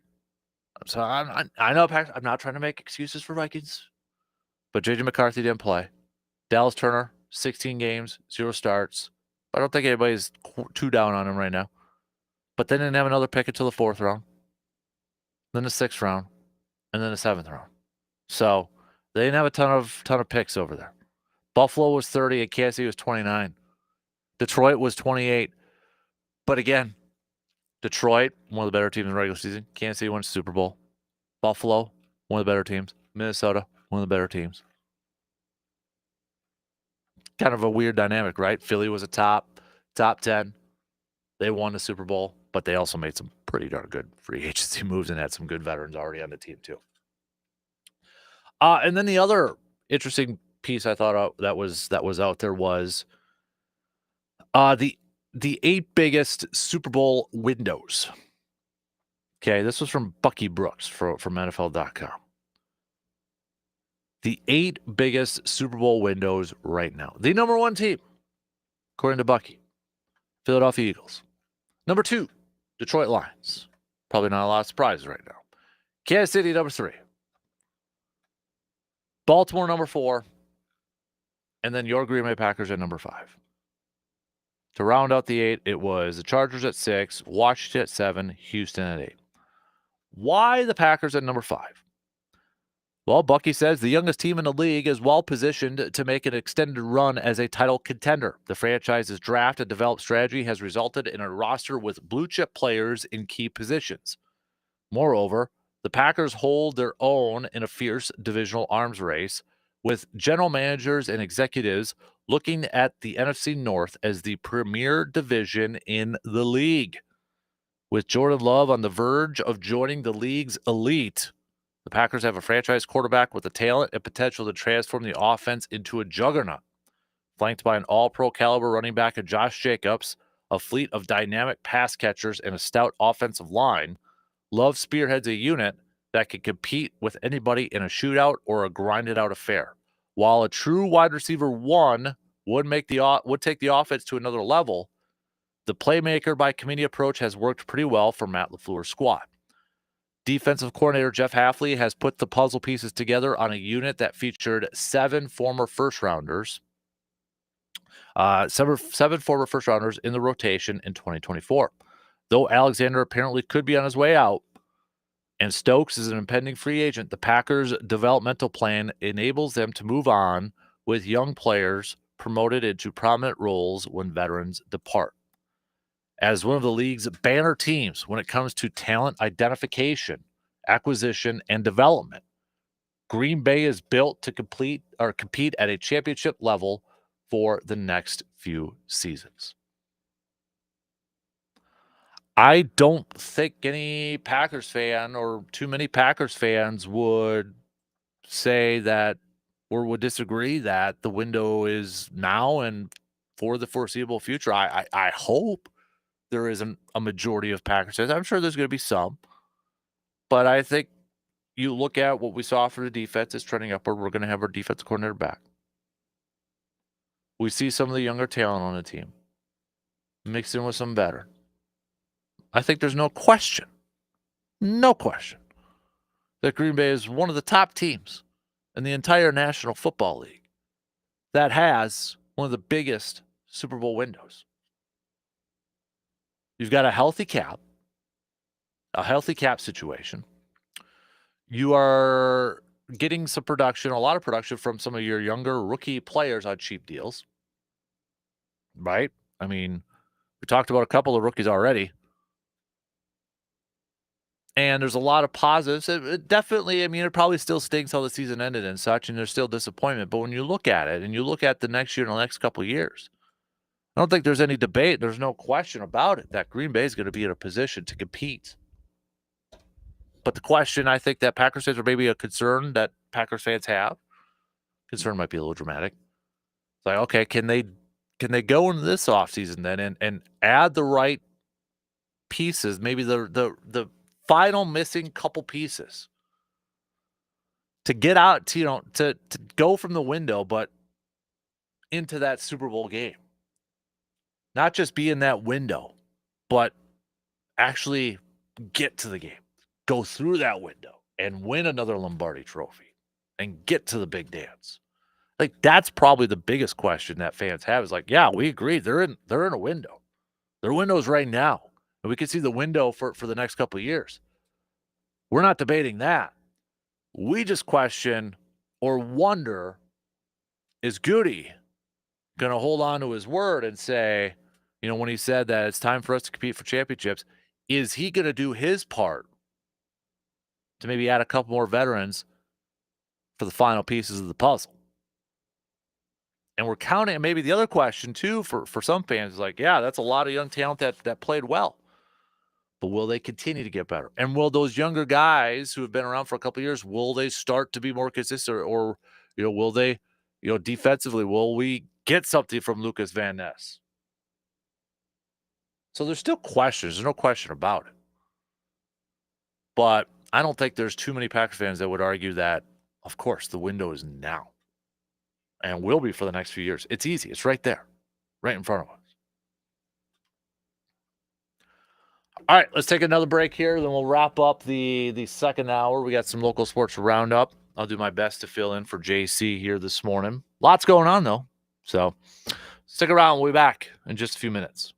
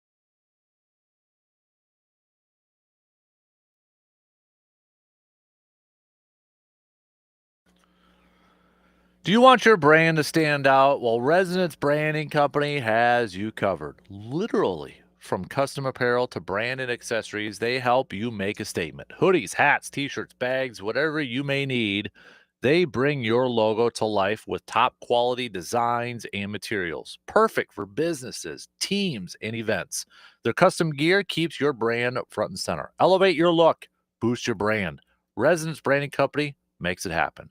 Check out their website today, resonancebbrandingcompany.com, for more details.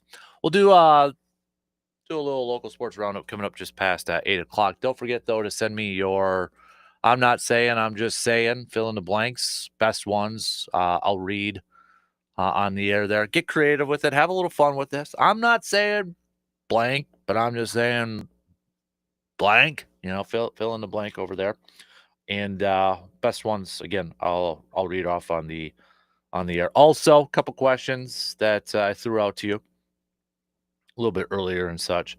But give me a Brewer player that you feel like, the Brewers player you feel like is the player that has the most to prove this year. Who is that player that has the most to prove this year? We've had a Rhys Hoskins pick. We've had a Christian Yelich pick. So, I mean, we've had more than just one. We had a few Christian Yelich picks. We've had a few Brandon Woodruff picks, had a couple Garrett Mitchell picks. And then we had a texter say whoever plays short, whether it's Terang or Ortiz. So we had that pick in there too. We did have a couple Jackson Churio picks. And that's more coming from just kind of, I'll lump up both responses here to make it quick here. But it was essentially prove that last year wasn't a fluke. What else can a rookie do? Or I shouldn't say rookie anymore. He's not a rookie. But what else can the youngster do now? What's the next step? What's the next stage in his young and hopefully very long and a very, very successful career? Hopefully all for the Brewers. So, yeah, I mean, again, like I said, you could make the case for a lot of dudes, a lot of players on this one, and I would agree with every single one of them. Every single one of them. So if you want to chime in, go ahead and do so. Hit me up with a text on that Shoe Doctors bullpen line, 715-830-1912. Or again, you can hit us up on the video streams, whether it's YouTube, Facebook, Twitter, Twitch, Instagram. I'm still going to say Twitter. It's like the San Diego Chargers. It's still San Diego Chargers for me. So Twitter, X, whatever, doesn't matter. Also, in the first hour, we spent some time talking about the Badger Hoops team and coming off their big, huge, monstrous win against Purdue. 6 games left to go in the regular season. We'll find out how high they jump up in the AP polls later today, or later this morning. But they've already jumped up in Ken Palm, bracketology, all those other ones. And we're talking about top 10 or just outside top 10. So my question to you, Badger fans, are you ready to, maybe if you're on the fence, are you ready to say, I'm in? I believe this is a team, and we're going to set the bar at Sweet 16. I believe this is a team that has the talent to at least make a Sweet 16. Or are you still on the fence? Or maybe you weren't on the fence and you were all on board earlier, and after that game on Saturday, you're like, see, I'm fully committed now. Again, we talk about a team that came in. What was their preseason predictions for the Badger basketball team in the conference? 12th? It was down. And I understand it. I mean, I get that's why I don't always get into preseason predictions and such. It's fun to talk about. It's banter. It's a topic conversation. It's good barstool talk with your friends and that. You're basing it off of last year and kind of looking at this year. And when the Badgers after last year, when you had Chucky Hepburn leave and AJ Storr leave, you're like, who the heck is going to play guard? Not Greg Gard, but who the heck's going to play in the backcourt? Is Freetag going to have to play right away as a freshman? And then who the heck is this John Tanji guy? I've 5th-year guy. He's played a couple. Okay. Whew. Between him and Blackwell this year, man. It's been the two Johns. in the backcourt for this Badger basketball team. Or maybe you're not quite ready to say, I'm fully on board yet because I just can't trust Steven Crowell. Can't trust him. I get it. I am a believer, too, that it's all going to be based off matchups, seedings, and that. So just very generically, if you're a college hoops fan, Badger hoops fan, from what you have seen so far from this 20-5 team, 20 wins, 5 losses, and the play from the backcourt, from the guards, from the wings, do you believe that this is a team talented enough, a Sweet 16 talent level squad for this Badger team? I do. I'm ready to get my heart broken. 100%. Let's do it. I feel like they got the talent, especially when it comes to their backcourt. I think that's going to be huge. So, but again, a lot is going to depend on whether they, with the seedings and who their matchup is. But beating Purdue was, I mean, to go into Mackey where they haven't had a ton of success over the years, and Steven Crowell only putting up 3 points. That was such a big time win for that program, for that Badger program. Big time win. Hey, speaking of college basketball, by the way, if you head to our website, sportstalk1051.com, and click on the fan cave and scroll all the way down to our contests, you can pre-register for our bracket challenge. Yeah, we're getting that close now. Less than a month away from Selection Sunday. You can pre-register for our bracket challenge right now. Again, just head to the fan cave, the 715 fan cave tab. Okay, click on that, scroll all the way through. Check out the other stuff over there too. We got some cool stuff up there. Definitely want to check that out. But if you want to pre-register right now for our bracket challenge, which is one of our most popular contests every single year, that and the Pro Football Pickup Challenge, go and pre-register. I'm going to try to do it up big this year with that bracket challenge too. Got to think of some stuff, but we're going to try to do it up big. So, and I think should we bring back the bottle cap challenge? We've done that the last couple years. That seems to be pretty popular. Should we do that? Be cool if we could get like 64 people to do it, but usually we've had to always, assign a couple of teams per person and such. But yeah, we'll see. We'll see. All right, shot clock is going to cut me off in about 20, 30 seconds or so. So coming up just past 8 o'clock, we'll do some local sports roundup brought to you by Carpet City Flooring Center. Again, I'll fill in for JC the best I can, but we do have high school girls basketball brackets out. Those were revealed yesterday. WIAC basketball, final week of the regular season coming up here. Big time win for the Blue Gold men's team on the road against Point. They're finishing up their regular season this week all at home.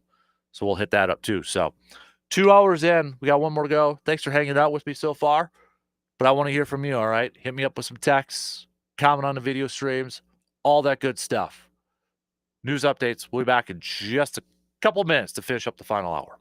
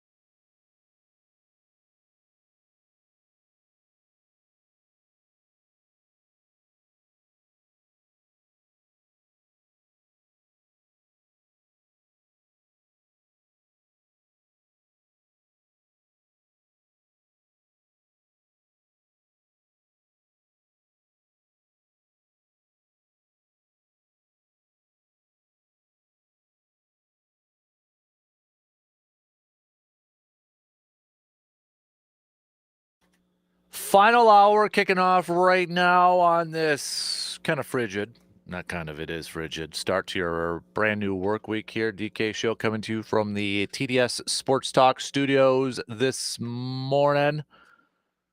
Thank you for making us a part of your start. If you are one of the many people who have to spend some time outside today, whether it's for your job or such, please be careful. We appreciate all the work you do, but just be careful. Stay warm, okay? Stay warm out there. Or if you got fur ones out there, make sure the fur kiddos are safe too. And kiddos, hopefully, I think they should all be at school, but make sure they're all dressed up too for bus stops and such. We did have a few delays and closings. You can check out that list by heading to sportstalk1051.com and click on the WEAU 13 News School Closings and Delays, brought to you by ServiceMaster and Hovland's. I'll get back to some more baseball talk coming up a little bit later on this hour. The Brewers player that you think has the most to prove this year is who? Is whom? Make your picks now by texting or commenting on the video stream. Badger basketball coming off that big win against Purdue. Are you now fully on board that this is a Sweet 16 caliber team? We're setting the line at Sweet 16 because we don't know the matchups and such. So if we just set it at Sweet 16, does this team, in your eyes, have the ability, have the talent to get to back to the Sweet 16? So we'll hit that up. We'll hit all that up coming up here in just a little bit. Also, your last call for I'm not saying, but I'm just saying. It is Monday, so hit me up with your I'm not saying, but I'm just saying. We'll get to the best ones and say those on the air, but looking for a few more. Don't be shy. Send those on over. All right. I'll fill in for JC, Justice Cleveland, the best I can here this morning. So let's do I'm not saying, or no, backtrack. I'll do the best I can for Justice Cleveland here. Let's do our local sports roundup, brought to you by Carpet City Flooring Center. So we begin with girls high school basketball because the brackets are out for the state tournament. Brackets were revealed the other day, and I won't go through every team on here, but just some of the highlights here. Eau Claire Memorial did get a 1 seed in Division 1. So these games will start next week, by the way. Next week. They won't start this week. They'll start next week. But you've got Chippewa Falls as a 17 seed taking on 16 seed Oshkosh North. If Chippewa Falls gets that win, then they will face Eau Claire Memorial. Marshfield is an 8 seed taking on number 9 Holman in that same region. Hudson coming in as a 4 seed. They'll be taking on Wausau West, who is a 13 seed. Eau Claire North getting a 7 seed. They'll be taking on 10-seeded Superior. And the 2 seed at the bottom side of that bracket is Stevens Point. But Eau Claire Memorial getting a 1 seed, which I think a lot of people expected. They had a fantastic season so far this year, and hopefully they will have a deep postseason run that maybe earns them a trip to state. Division 2, Rice Lake also getting a 1 seed in Division 2. They will face the winner between either Merrill or New Richmond, who is an 8 seed. Menominee gets a 4 seed. They'll be taking on Rylander, who is a 5 seed. I got to give a shout. Medford is a 6 seed. They take on Wausau East. If they win, they'll be taking on number 3 Mosinee. River Falls coming in as a 7 seed. They'll be taking on Ashland. The winner of that takes on number 2 Lakeland. And then just kind of looking across the rest of some D2 ones where we got West Salem as a top seed. They'll face the winner between Toma and La Crosse Logan. La Crosse Central is a 2 seed, so they'll take on the winners between Reedsburg and Portage. And Milton's a 2 seed at the bottom there as well. So moving to Division 3, Baldwin Woodville. We got a lot of 1 seeds in the Eau Claire, Western Wisconsin, Northwestern Wisconsin area. We got a lot of 1 seeds. Baldwin Woodville is a 1 seed in Division 3. They will face the winner between 9th seeded Barron and 8th seeded Hayward. Spooner is a 12 seed taking on 5th seeded Northwestern. Ellsworth is an 11 seed taking on 6th seeded Somerset. St. Croix Falls coming in as a 10 seed. They take on 7th seeded Osceola. That winner takes on 2 seeded St. Croix Central. And another 1 seed, Elk Mound, is a 1 seed. They will face the winner between 8th-seeded Stanley Boyd and 9th-seeded Viroqua. Then you got Bloomer, who's a 4 seed, taking on number 5, Arcadia. Mawson's a 3 seed. They will take on the winner between 6th-seeded Altoona and 11th-seeded GET. Black River Falls is a 10 seed, taking on number 7, Adams Friendship. That winner will take on number 2, Wisconsin Dells. So that's some of the Division 3 side. Other ones over there, you've got Lodi is a 5 seed on the other side of the bracket, where Edgerton's a top seed. Just kind of scrolling through some of these different regions and such. So let's move to Division 4. And I know I'm probably going to miss some, and I'm not doing it on purpose. I apologize if I miss any. But another one, Shell Lake is the top seed in Division 4, where they will take on the winner between 8th-seeded Boyceville and 9th-seeded Grantsburg. Colfax is a 4 seed. They will take on the winner between 5-seed Clear Lake and 12-seeded Cumberland. Fall Creek is a 3 seed. We got a lot of top seeds here. Regis is a 6 seed. They'll take on number 11 Unity. That winner takes on Fall Creek. So rivalry could be in the making. A rivalry matchup could be in the making right away. If Regis gets a win against Unity, they could face Fall Creek. Mondovi is a 7 seed. They take on 10-seeded Glenwood City. That winner takes on 2-seeded Durand, Arkansas. Cameron's a 1 seed too. The winner of that one, or the winner between Chautauqua Warehouse and Hurley, will take on Cameron. Ladysmith's a 5 seed. They're going up against Schwambigan, who's a 12 seed. The winner of that takes on Phillips. Marathon's a 3 seed. They will take on the winner between 6-seeded Cadott and number 11-seeded Abbotsford. Colby's a 10 seed, taking on number 7 Edgar. That winner will face number 2 McDonald Catholic. So that's, and then on the other side, we've got like Crandon's a 4 seed, Auburndale's a 3 seed, Bondwell's a 2 seed, St. Mary's Catholic is a 1 seed over there too. So do I have any more for Neilsville's also a top seed. Yeah, Neilsville, that's a program when it comes to girls high school basketball. Neilsville, a 1 seed on the other side for some Division 4 brackets. They will take on the winner between number 9 Spencer and number 8 Nacita. Osseo Fairchild is a 12 seed. They take on 5th-seeded Luther. That winner will be taking on Stratford. Kiwanis is a 2 seed. They will face the winner between Augusta and Melrose Mindoro. Another girls basketball program, Cuba City, is a top seed. They're on there too. So they've, between Neilsville and Cuba City, yeah, they've made a lot of state trips throughout their history. Division 5. You got number 1 Solon Springs. They will be taking on the winner between number 8 Turtle Lake and number 9 Northwood. Siren's a 5 seed, taking on number 12 Luck. Birchwood's a 13 seed, taking on 4-seeded Clayton. New Auburn is a 3 seed, taking on Frederick. You got Eau Claire, Emmanuel Luther in the 6 seed, taking on number 11 Bruce. Spring Valley is a 7 seed, taking on Prairie Farm. Webster's a 2 seed. Owen Withy a 1 seed. So they'll be taking on number 16 Bayfield. And then they will face the winner between Butternut and Prentice. Gilman is a 5 seed, taking on 12-seeded Lake Holcomb. Cornell comes in as a 13 seed, taking on Washburn. You've got 6-seeded Rib Lake taking on number 11 Flambeau, number 3 Winter taking on Mercer. Thorup, 15 seed, taking on South Shore. So that's part of the Division 5 brackets. You got Independence Gilmanton also coming in as a 1 seed, where they will take on the winner between New Lisbon and Alma Pepin. Cashton is a 5 seed on there. And then Concord Fountain City is a 6 seed, taking on Brookwood. Aliva Strum coming in as a 2 seed. They will take on LaForge Youth Initiative. And then, just kind of scrolling through here. So, again, I probably missed some of them. Apologies, but that's where some of the seeds, a lot in our immediate area of where like Eau Claire is and that, a lot of high seeds.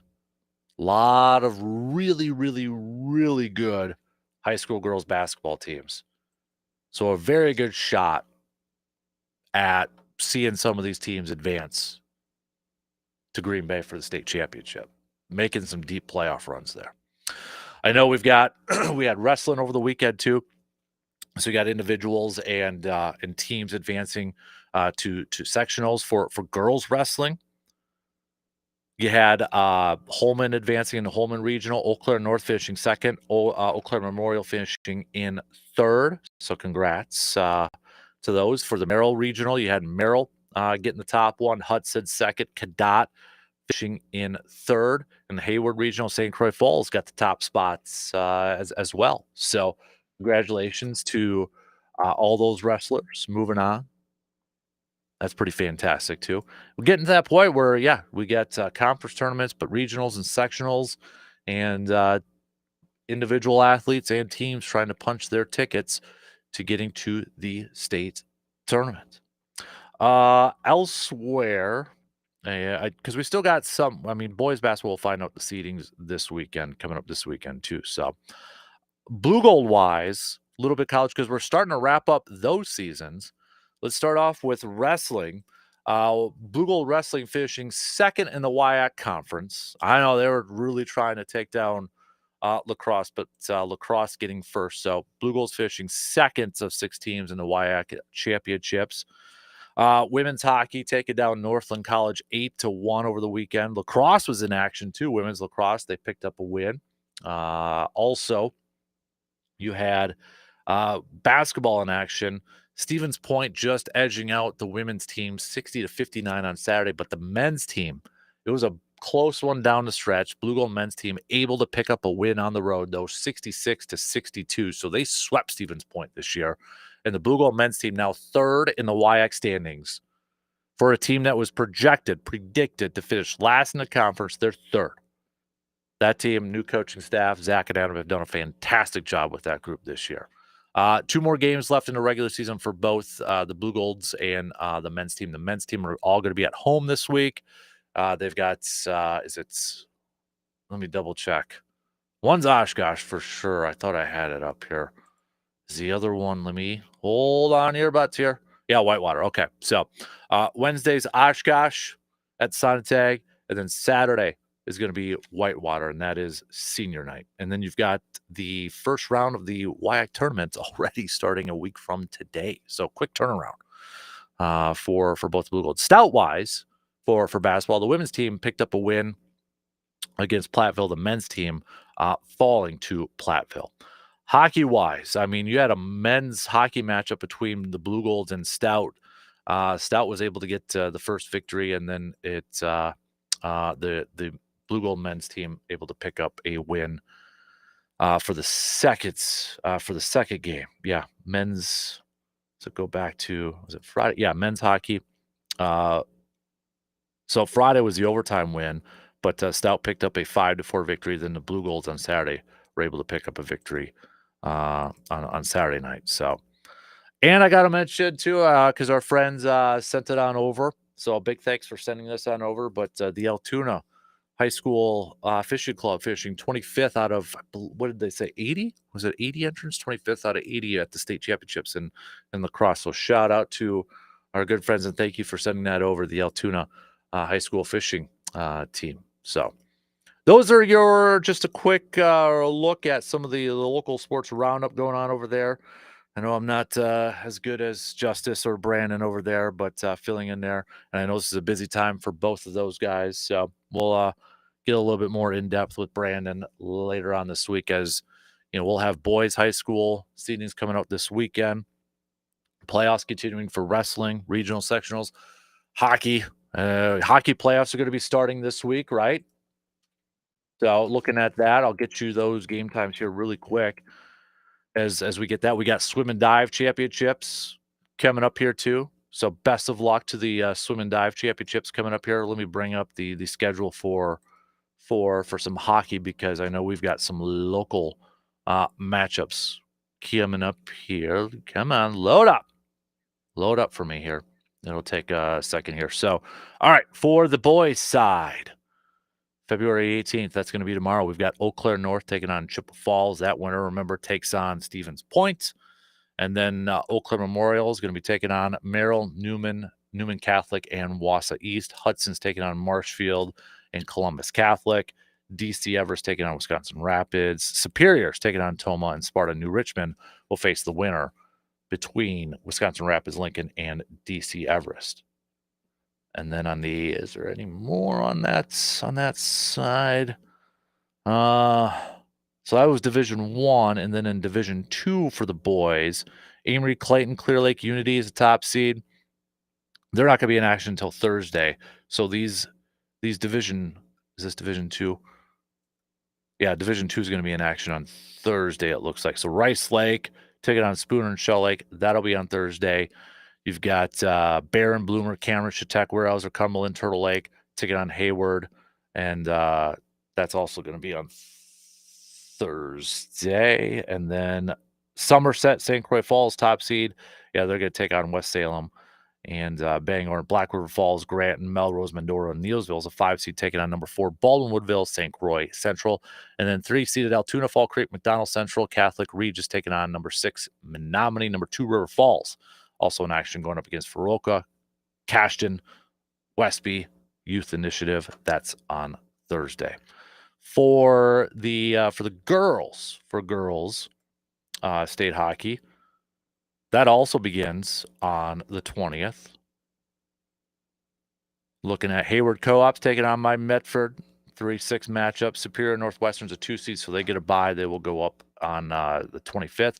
River Falls, Baldwin Woodville, St. Croix Central also getting a bye. They will face the winner between Chippewa Falls, McDonald Central Catholic, and Menominee. They're going up against Black River Falls Co-op. Eau Claire North Co-op taking on Hudson, and West Salem Co-op taking on Somerset. I think that's, yeah. All right. So got playoff hockey for high school also starting this week.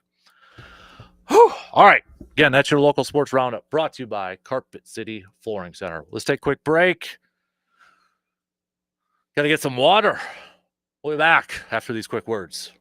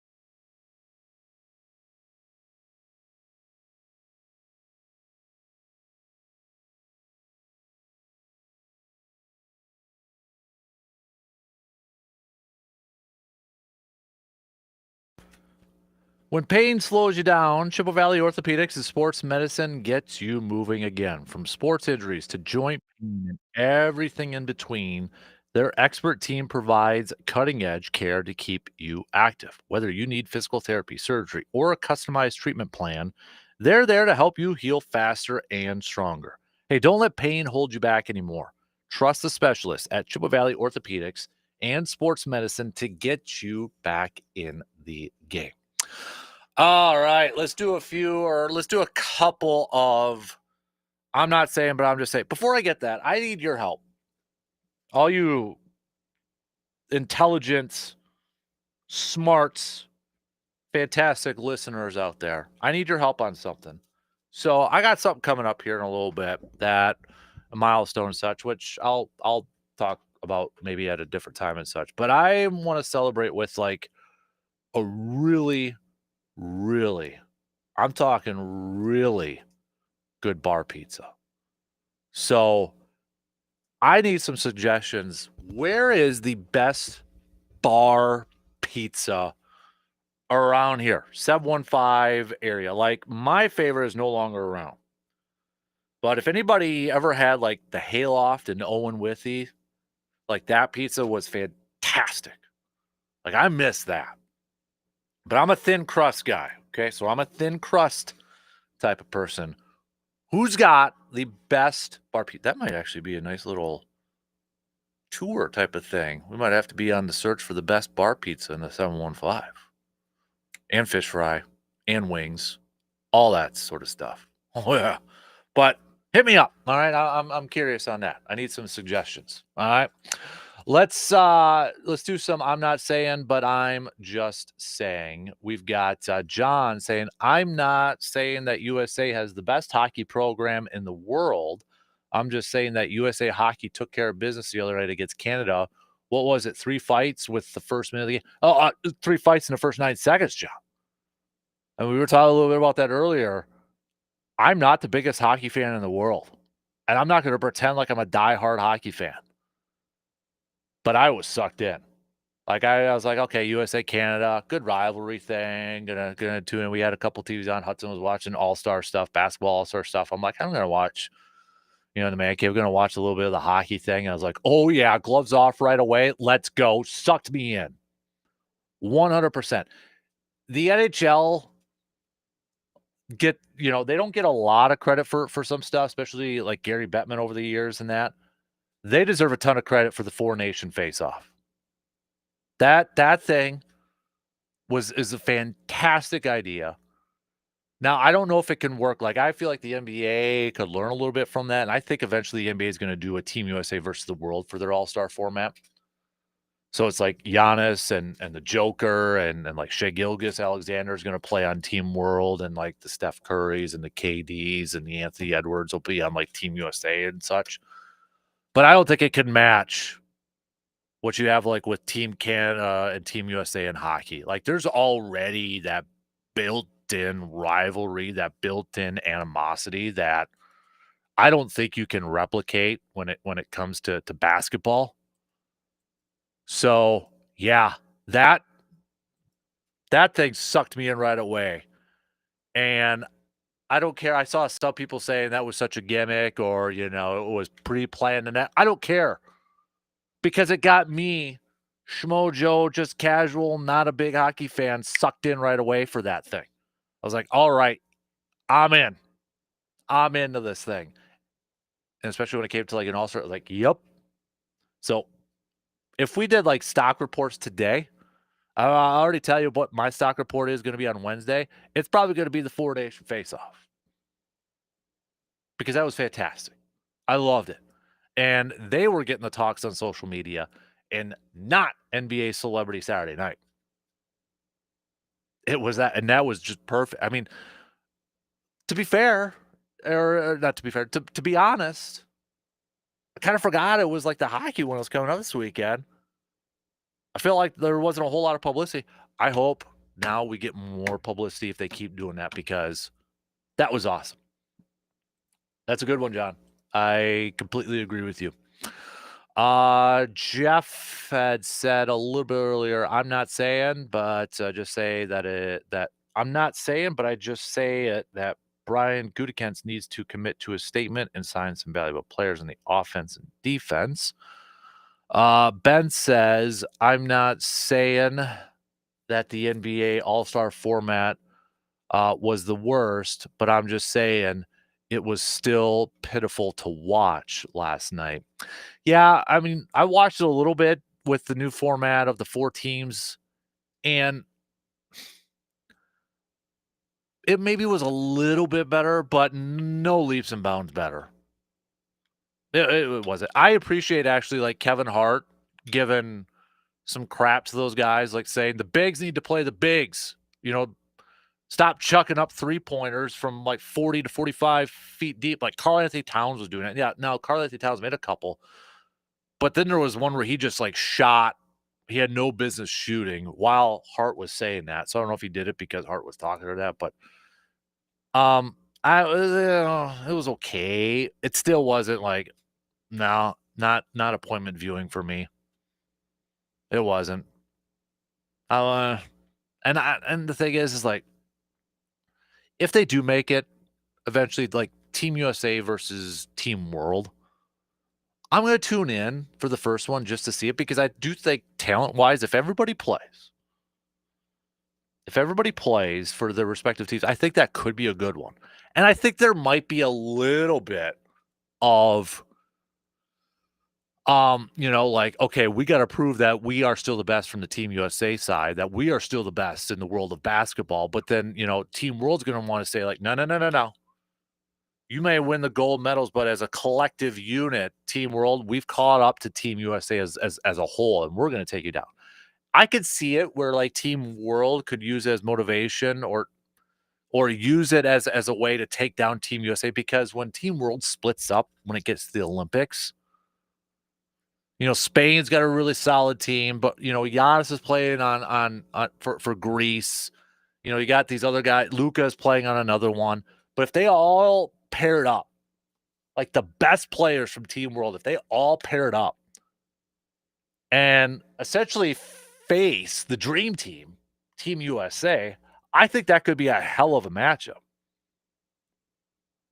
I think that could be a really good matchup. I just still question the intensity that you may see in that type of game. Like the big thing, will they play defense?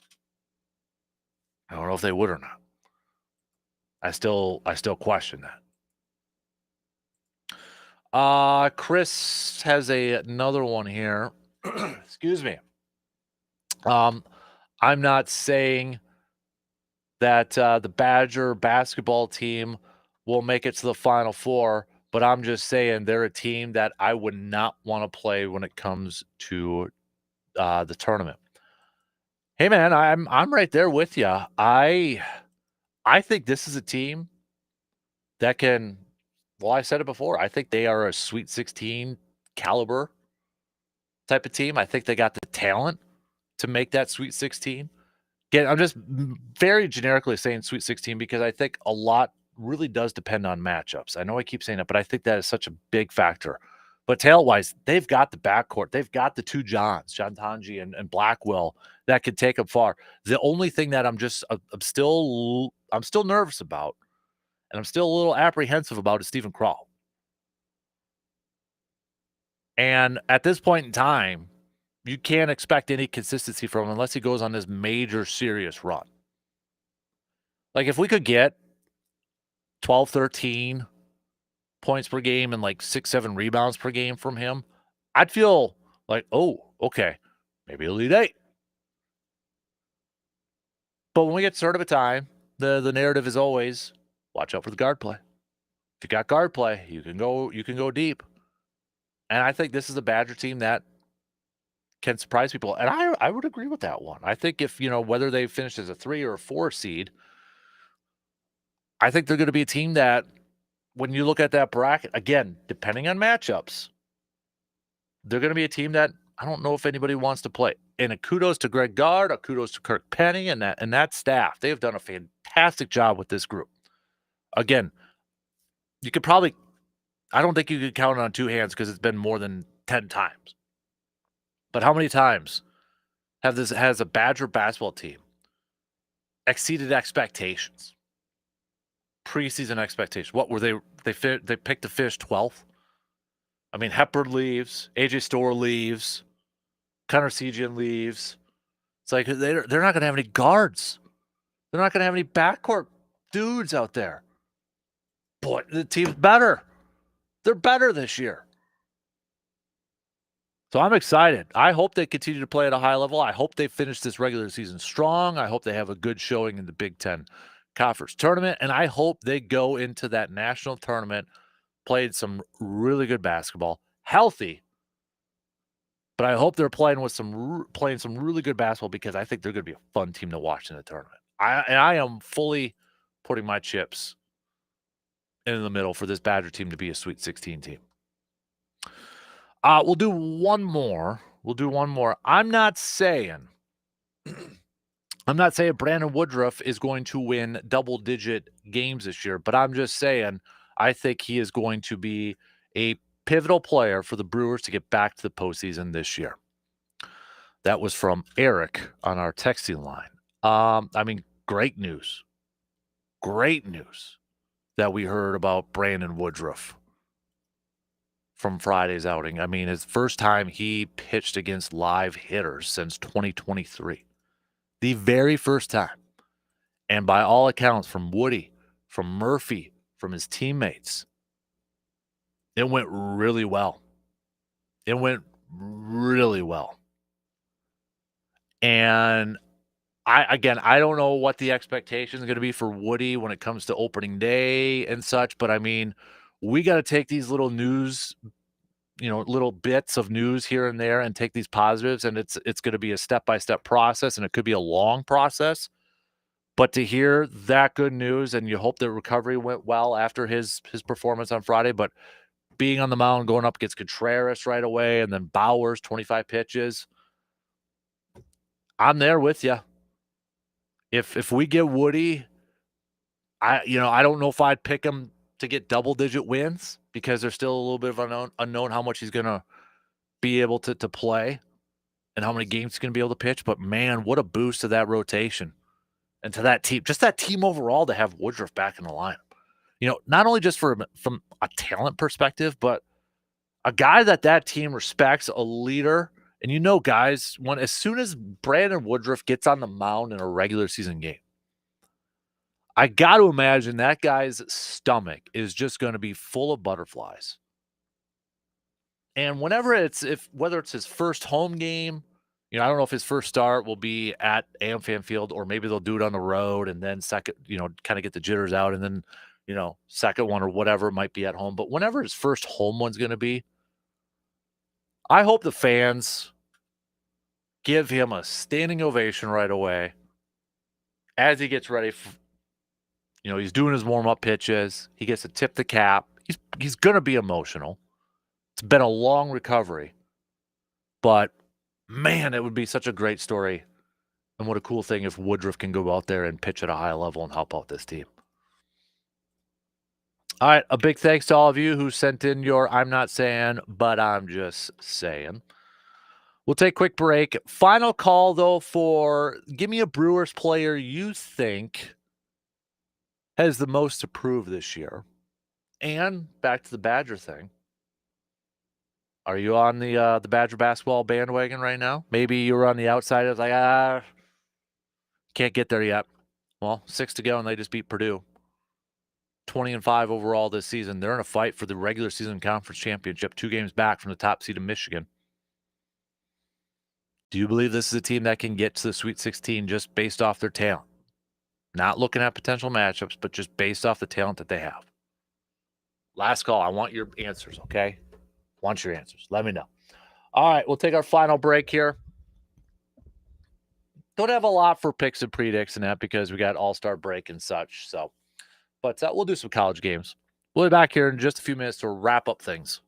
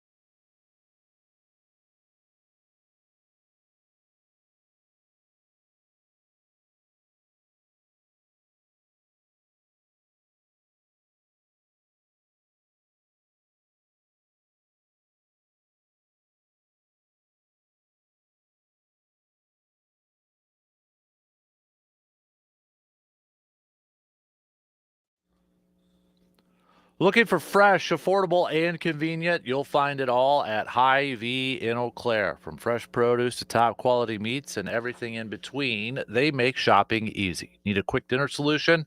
Well, check out their delicious grab and go meals. Are you hosting a get together? Hey, their bakery and deli have you covered. Plus, with weekly deals and friendly service, there's always more to love. And don't forget about their fuel savers. Save at the pump. That way you can help save at the pump there too. So take advantage of the fuel savers. So shop smart, shop Hy-Vee. All right. Let's do some picks and predicts here. By the way, a couple people just chimed in and said I think one of them is supposed to be is the same pick as for this, but a couple people mentioned Freddie Peralta. I'm assuming that is your brewer that has the most to prove. So a couple picks that just came in for Freddie Peralta. So, all right, let's do some picks and predicts here this morning. Brought to you by the Elbow Room. If you're looking for somewhere to catch some of the games, some of the action, get out of the cold and have a cold beverage, you can head on over to the Elbow Room, located right next to the Banbury Place in Eau Claire. So we got some college action tonight here. College hoops action. I mean, not really I mean, Duke and Virginia, but I mean, Duke's favored by 14.5. Yeah, I mean, Duke, come on. Let's not kid ourselves. Kansas State at Utah. I'll go Utah. Arizona at Baylor. That could be a kind of a good one there. Because Baylor's favored by 1.5, but I'm still gonna go with Arizona for this one. So I'm gonna go Arizona with that pick. Let's do some of the four nations. We've got Canada at Finland. I'll go Canada bouncing back and getting the victory there. Sweden taking on the USA. I'll go USA. So Canada wins. USA wins. Those are some of your picks and predicts. Again, brought to you by the Elbow Room in Eau Claire. Catching up on a couple more texts here. We've got a few people saying that they are in with the Badgers. We got Tim on the texting line saying, definitely now in on the Badgers. I know I'm getting my hopes up because I can never count on the Badgers to living up to their expectations on the basketball court. But that was a very impressive win on the road against Purdue, who was looking for a comeback win after losing to Michigan earlier in the season. Hopefully the Badgers can continue to play with this much confidence for the rest of the regular season and into the tournament. Jason had also chimed in talking about the Badgers, saying that I love this Badger basketball team. I think they're still flying under the radar, which is perfect for this team. Hopefully they don't get too much attention and they start reading their own headlines. I think they could be a dangerous team when it comes to the March Madness bracket because of their two Johns. Chris also saying about the Badgers, I'm still a little hesitant to go all in on this Badger team going to the Sweet 16 because of one player you mentioned, and that's Steven Crowell. Talk about so inconsistent from a big man. Wish we could just get 10 points and 10 rebounds from him night in and night out. Another texter saying, I think this Badger team can be a team that goes to Sweet 16, but if I had to place money on whether they would or they wouldn't, I probably would still go with they wouldn't, just because it seems like they always have that one game they have no business losing and they lose it. All right. Well, it should be a interesting final 6 regular season games. Reminder, the Badger basketball team is going to be back at it tomorrow going up against Illinois. And that's going to be another team that they're going to try to exercise some demons against because Illinois has had their number in recent years. But Badgers have 3 straight games at the Kohl Center as they take on Illinois at the Kohl Center. Then they've got Oregon coming to town this weekend on Saturday. Then a couple days after that, Washington comes over. And then, not to look too far ahead, big-time matchup Sunday, March 2nd, when they travel to take on Michigan State. And then the Badgers will finish up with the road game at Minnesota and then home against Penn State senior night on March 8th, or senior day on March 8th. Then the conference tournament, Big Ten conference tournament. That should be, if I know every year we get into this debate. Well, do you want to win the conference tournament, or do you want to be a little bit more rested for the uh for the for the big tournament and such? Man, if those teams all play to win it, I think that Big Ten conference tournament is going to be a ton of fun to watch. I think it's going to be so much fun to watch. Michigan's at the top right now in the regular season standings, but Purdue is going to be in it. Michigan State's going to be in it. Wisconsin's going to be in it. UCLA is going to be in it. I mean, there's like a half a dozen teams you could probably think that could run away, that could win the conference tournament, let alone the regular season title now between a few of these teams. So Big Ten is shaping up to be a solid conference. SEC is, I mean, up there too, with a lot of teams up front there. So I think those are probably the two best teams in college basketball this year, or two best conferences in college basketball this year. But man, what else? Chris says on our YouTube, I was just reading where Friedrich showed up to camp all swole. Can he provide a good chunk of the power we lost in Damas? I say yes, put him at third and let's go. Yeah, I read that a little bit too on Brewers.com that he got jacked up a little bit. I still think, I don't know about putting him at third. I think are you talking third in the lineup or third at the and third in the batting order?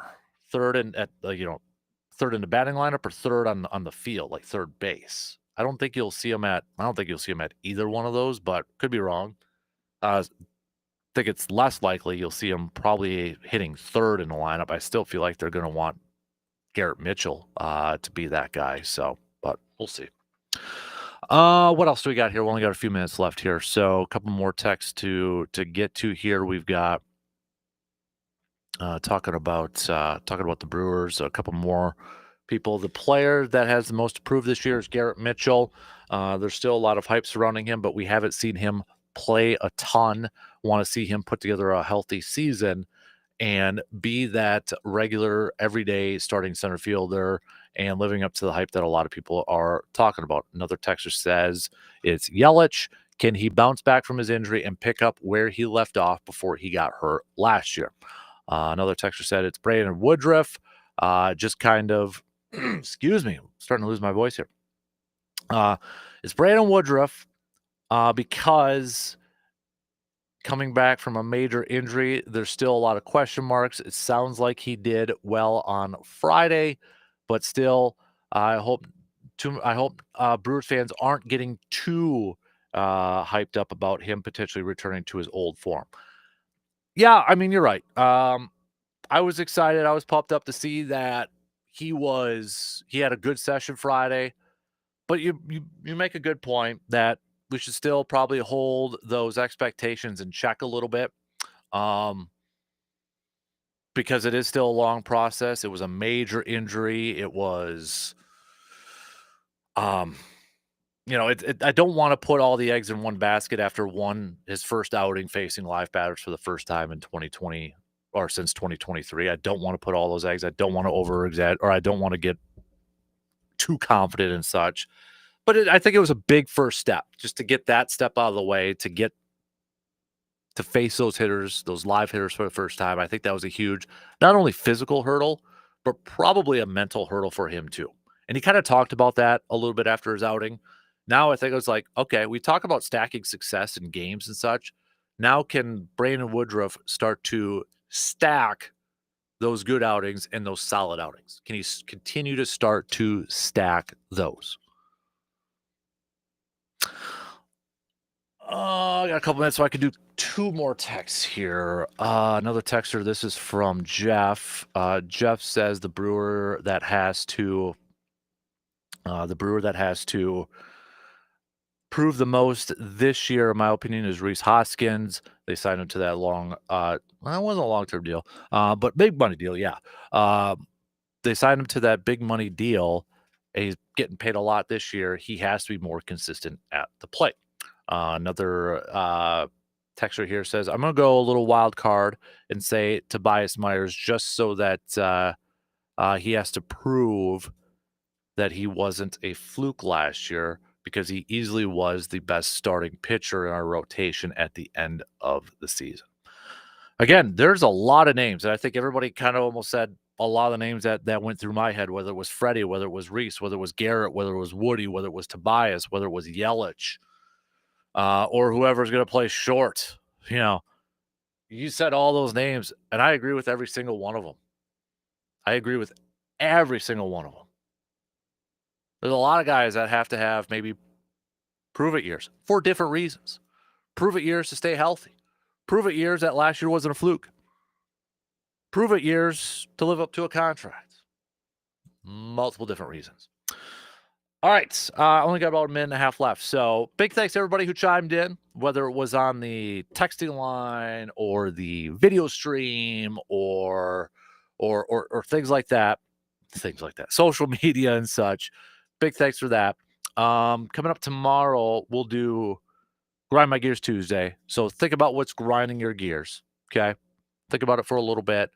Hit me up with those messages tomorrow. That's your homework assignment. Okay. Think about that for a little bit. So we'll hit that up. We'll probably dive into some more Brewers talk to as we inch closer and closer to our first spring training game, which is coming up on Saturday. I'm sure we'll get some more media stuff. Sounds like Nestor Cortez. We're going to talk a little bit about Nestor Cortez tomorrow, but he's making some impressions at camp too. So we'll talk a little bit about him coming up tomorrow. We'll hit that up tomorrow. So, still NBA All-Star break. Bucks won't be back in action until Thursday, but we do have a big Badger basketball game tomorrow taking on Illinois. So we'll talk to RJ Cardinal tomorrow about 8:20, all things Badgers. Hockey, regular season, wrapping that up, and then looking ahead to the final stretch here for this Badgers. Recapping that again, that big win against Purdue, and the Badgers trying to exercise some more demons against Illinois. Can they pick up a win against Illinois, which has been a tough task for this Badger basketball team over the last few years. All right, DP Danettes, they're up next. Stay warm. Have yourself a fantastic rest of your Monday. Same place, same time tomorrow morning. Talk to you then.